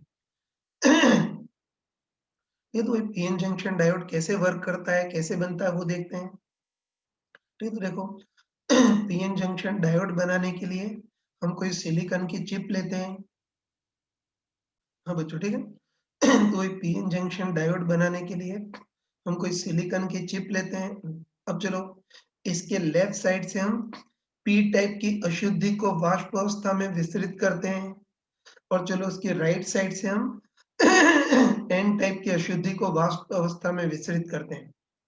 ठीक है, ध्यान रखना, सिलिकॉन की चिप लेते हैं, इसके राइट साइड से हम पी टाइप की अशुद्धि को वाष्प अवस्था में विसरित करते हैं और चलो इसके राइट साइड से हम एन टाइप की अशुद्धि को वाष्प अवस्था में विसरित करते हैं।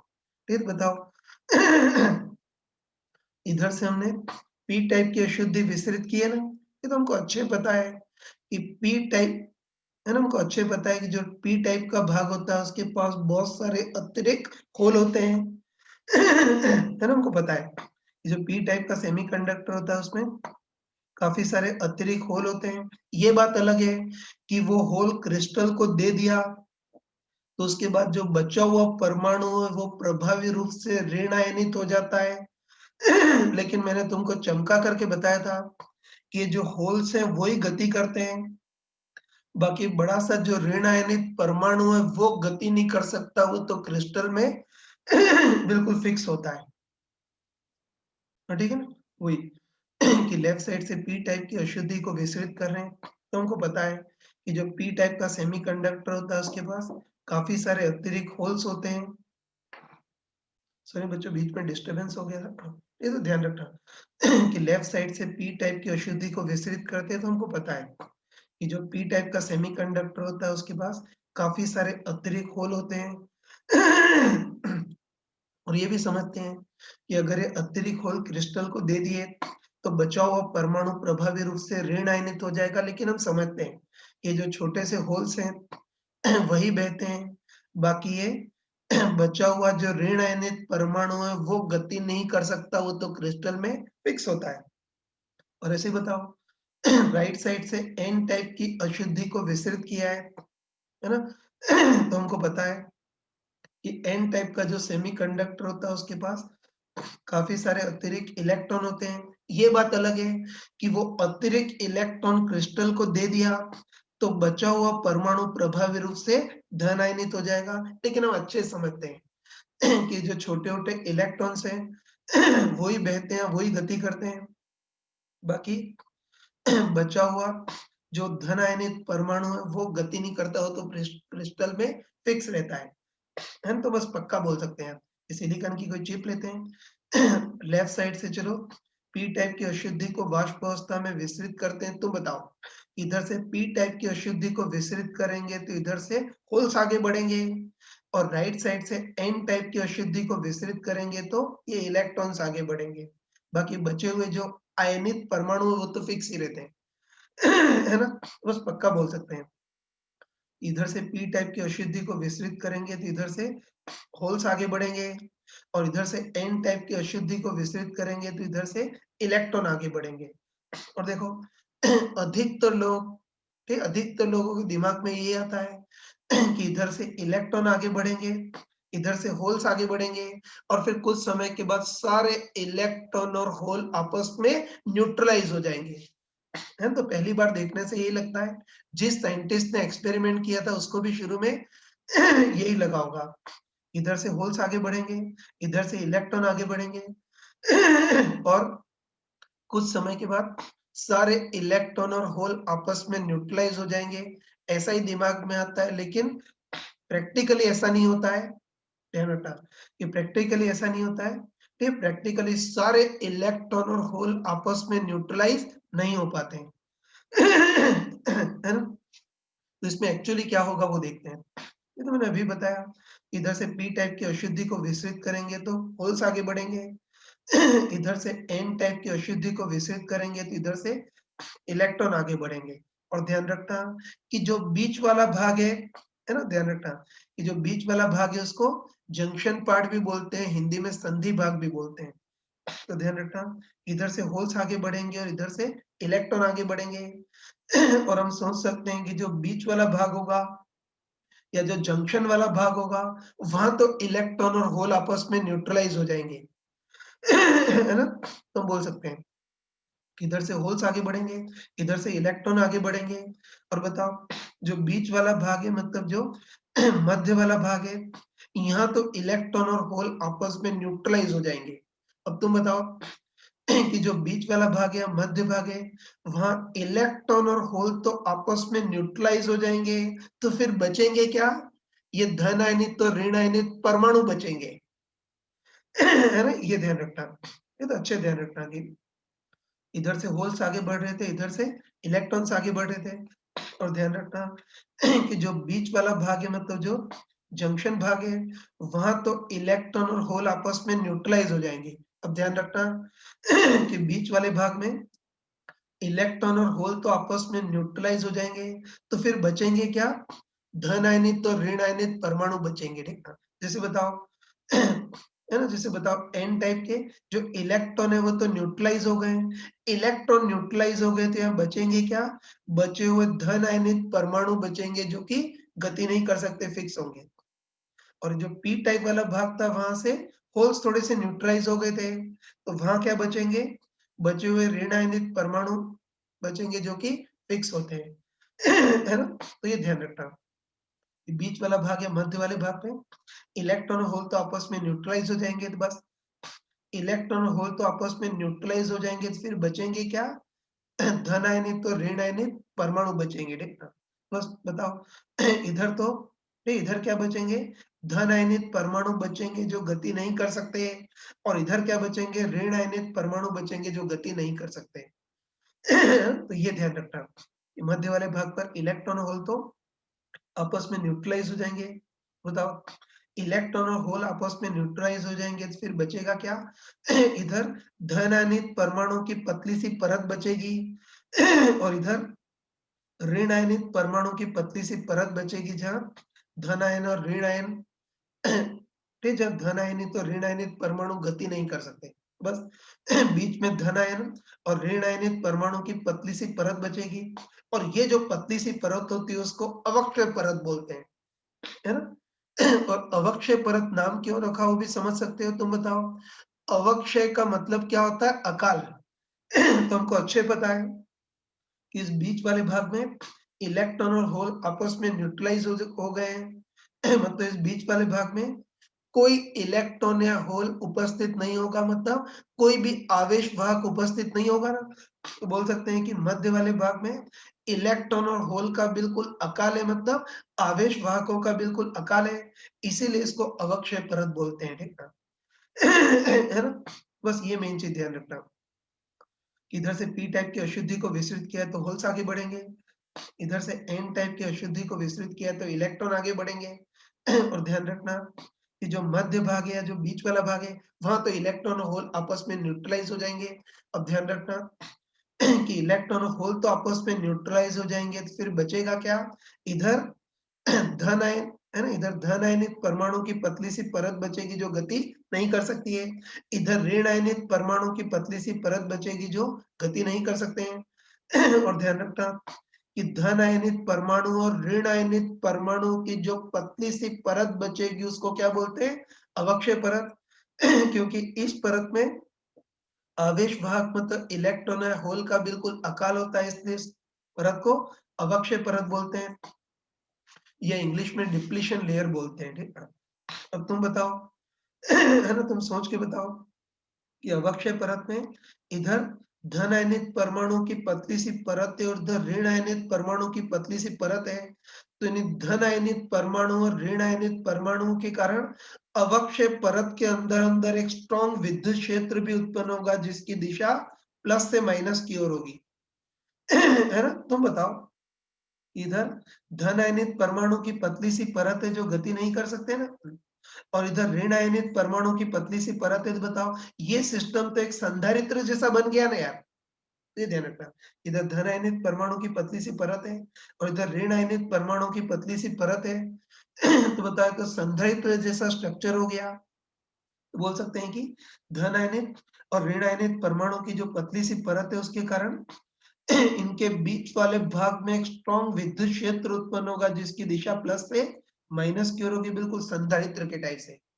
है। तो ये ध्यान रखना कि धन आयनित और ऋण आयनित सॉरी धन आयनित परमाणु और ऋण आयनित परमाणु की जो पतली सी परत है ना, उसके कारण इनके बीच वाले भाग में इस अवक्षय परत में बिल्कुल स्ट्रॉन्ग विद्युत क्षेत्र उत्पन्न होगा जिसकी दिशा प्लस से माइनस की ओर होगी, है। तो ये ध्यान रखना कि धन आयनित और ऋण आयनित परमाणु की जो पतली सी परत है उसके कारण अवक्षय परत के अंदर अंदर स्ट्रॉन्ग विद्युत क्षेत्र उत्पन्न होगा जिसकी दिशा प्लस से माइनस की ओर होगी, और हम समझ सकते हैं ये सिस्टम संधारित्र जैसा है, इसलिए इस विद्युत क्षेत्र का राज केवल अवक्षय परत के अंदर ही रहेगा, बाकी अवक्षय परत के बाहर तो संधारित्र का विद्युत क्षेत्र 0 होता है, ठीक है? तो बस पक्का बोल सकते हैं इन धन आयनित और ऋण आयनित परमाणु की पतली सी परत के कारण अवक्षय परत के अंदर अंदर स्ट्रॉन्ग विद्युत क्षेत्र उत्पन्न होगा जिसकी दिशा प्लस से माइनस की ओर होगी, ठीक है।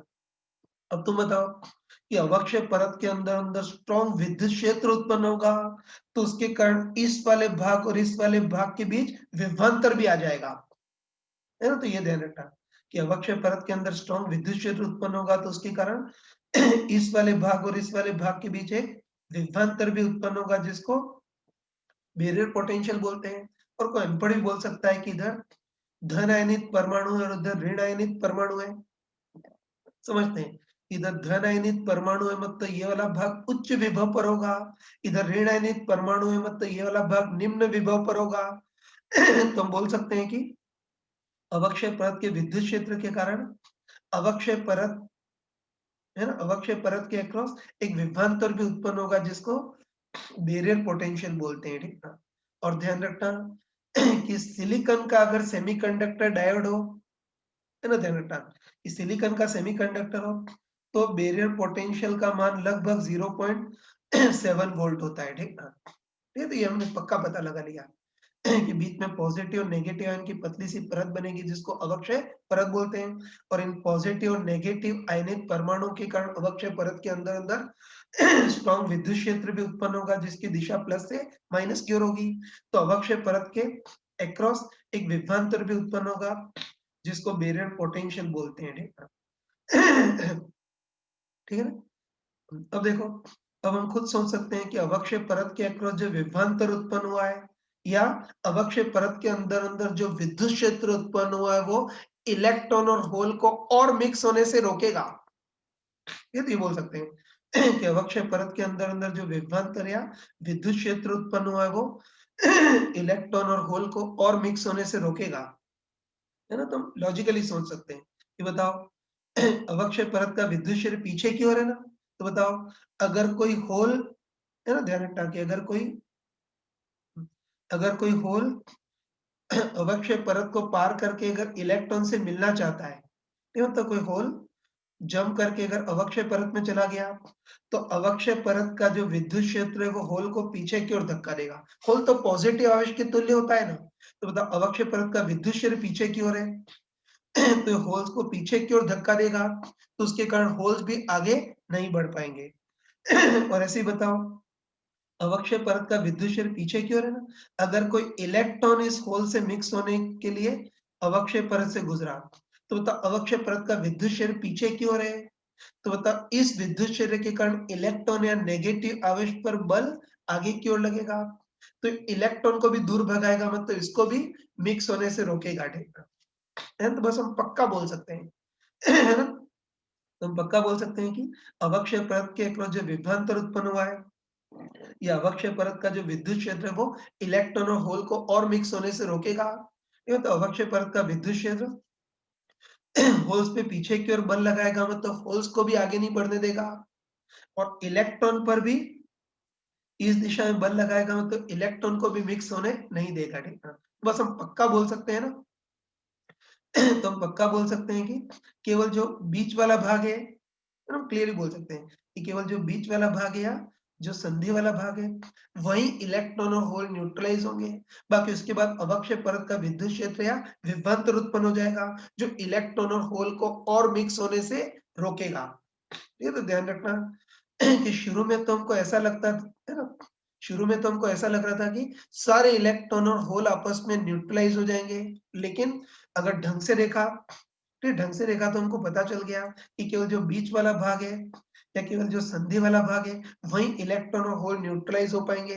बाकी उसके बाद तो अवक्षय परत का स्ट्रॉन्ग विद्युत क्षेत्र या विभवांतर उत्पन्न होगा जो इलेक्ट्रॉन और होल को और मिक्स होने से रोकेगा।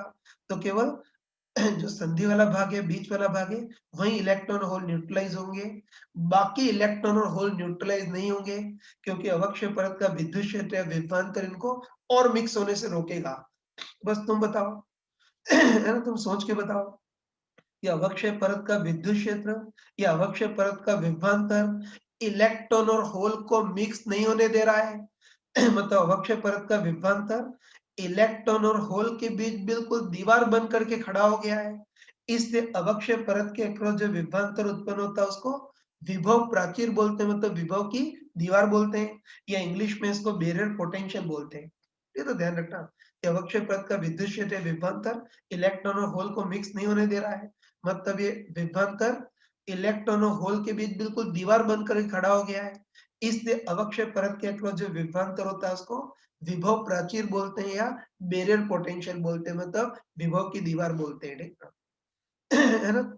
और मैंने अभी बताया कि नॉर्मली हम सिलिकॉन के सेमीकंडक्टर का यूज करते हैं। तो सिलिकॉन का सेमीकंडक्टर तो बैरियर विभव बैरियर पोटेंशियल का मान 0.7 वोल्ट होता है, ठीक है।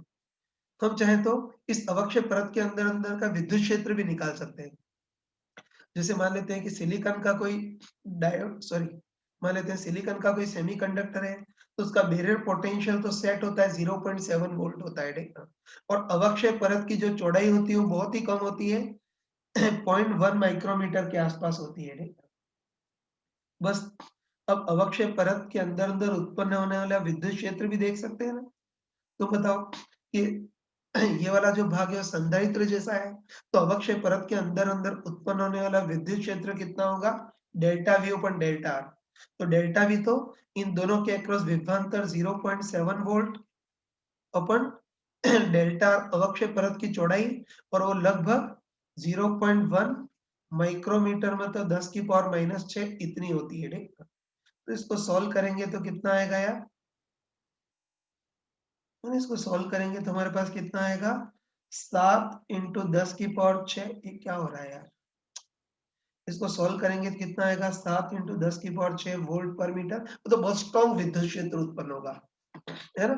तो ये सारा देख लिया, ठीक है। अब चलो इस बैरियर पोटेंशियल के बारे में भी थोड़ा देख लेते हैं। तो ये मतलब ये बैरियर पोटेंशियल किन किन चीजों पर निर्भर करता है वो देखना है, देखना। ये तुम अच्छे ध्यान रखना कि जो विभव प्राचीर होती है या जो बैरियर पोटेंशियल होता है वो मेनली तो उस सेमीकंडक्टर पर निर्भर करता है जिससे डायोड बना हुआ है है ना। तो ध्यान रखना कि बैरियर पोटेंशियल मेनली तो उस सेमीकंडक्टर से पे निर्भर करता है जिससे डायोड बना हुआ है। तो ध्यान रखना कि हम जितने भी क्वेश्चन करते हैं उसमें सिलिकॉन सेमीकंडक्टर का यूज करते हैं। और ध्यान रखना कि सिलिकॉन सेमीकंडक्टर हो तो उसके लिए तो बैरियर पोटेंशियल लगभग 0.7 वोल्ट होता है, ठीक है। लेकिन अगर जर्मेनियम सेमीकंडक्टर हो तो उसके लिए बैरियर पोटेंशियल 0.2 या 0.3 वोल्ट, एनसीईआरटी में 0.3 वोल्ट लिखा है, ठीक है। तो ध्यान रखना थोड़ी इंफॉर्मेशन की फॉर्म में ध्यान रखना कि जो बैरियर पोटेंशियल है वो मेनली सेमीकंडक्टर पे डिपेंड करता है। अगर ये डायोड सिलिकॉन सेमीकंडक्टर से बना हो तो बैरियर पोटेंशियल 0.7 वोल्ट होता है। और अगर ये डायोड जर्मेनियम सेमीकंडक्टर से बना हो तो बैरियर पोटेंशियल लगभग 0.3 वोल्ट होता है, ठीक है।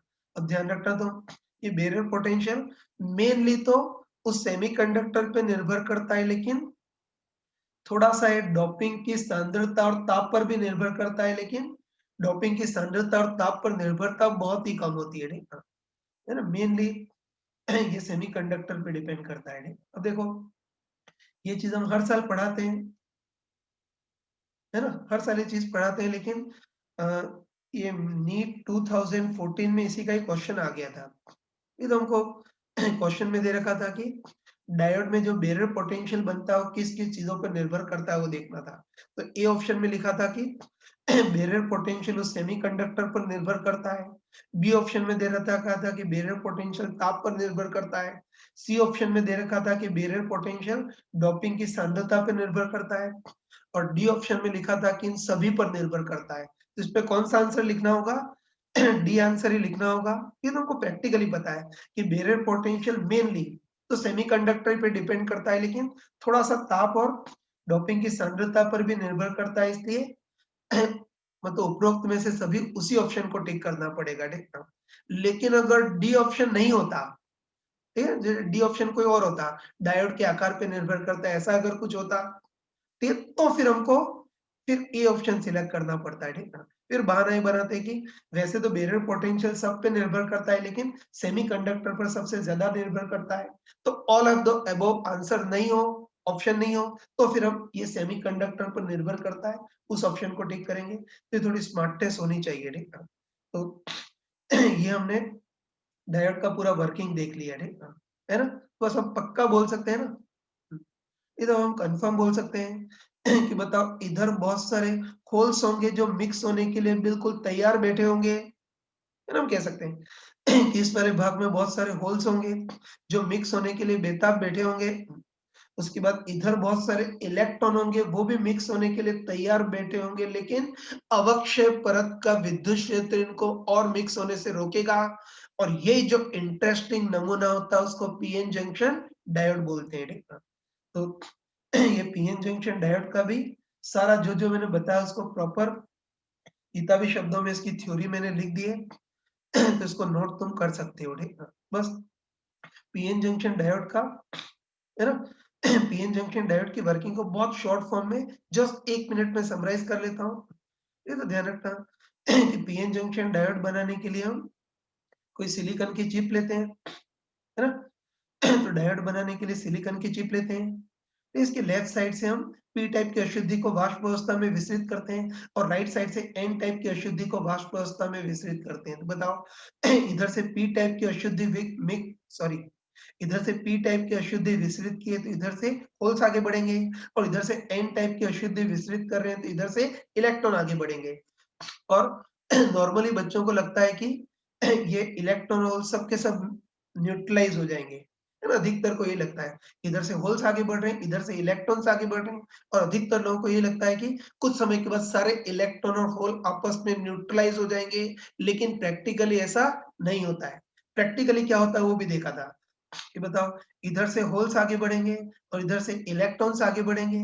तो ध्यान रखना कि जो बीच वाला भाग है ना? ध्यान रखना कि जो बीच वाला भाग है मतलब जो संधि वाला भाग है, वहां तो इलेक्ट्रॉन और होल आपस में न्यूट्रलाइज हो जाएंगे। ध्यान रखना कि जो मध्य वाला भाग है या बीच वाला जो भाग है, वहां तो इलेक्ट्रॉन और होल आपस में न्यूट्रलाइज हो जाएंगे। अब ध्यान रखना कि बीच वाले भाग में इलेक्ट्रॉन और होल तो आपस में न्यूट्रलाइज हो गए, तो फिर बचेंगे क्या? इधर बचे हुए धन आयनित परमाणु की पतली सी परत बचेगी और इधर बचे हुए ऋण आयनित परमाणु की पतली सी परत परत बचेगी, ठीक है?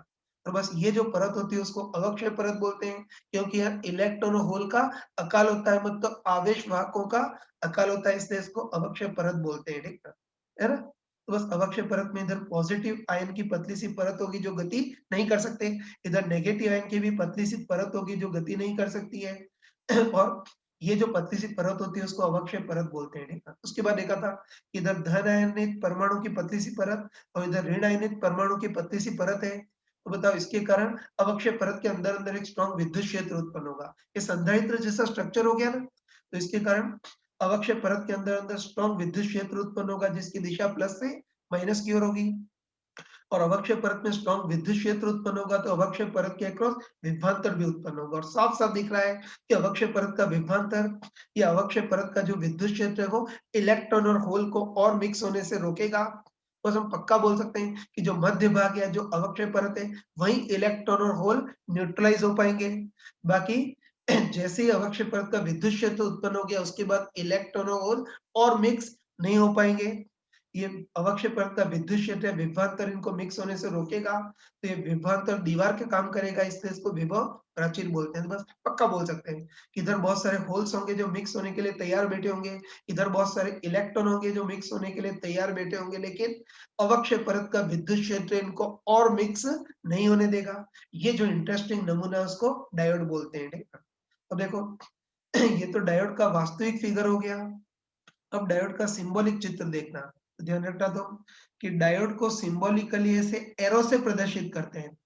ध्यान रखना ये जो पीएन जंक्शन डायोड है उसको सिंबॉलिकली ऐसे एरो से प्रदर्शित करते हैं, और अच्छे से ध्यान रखना कि पूरी इलेक्ट्रॉनिक्स में एरो हमेशा पी से एन की ओर होता है।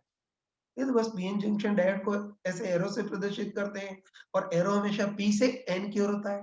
तो पीएन जंक्शन डायोड का वास्तविक फिगर ये हो गया और सिंबॉलिक फिगर ये हो गया। तो बस इसकी जितनी भी थ्योरी मैंने बताई है उसको मैंने प्रॉपर सिस्टमेटिक शब्दों में लिख दिया है, तो उसको तुम वीडियो पॉज करके उसको नोट कर लेना। मैं क्रम से पेज चेंज कर रहा हूँ।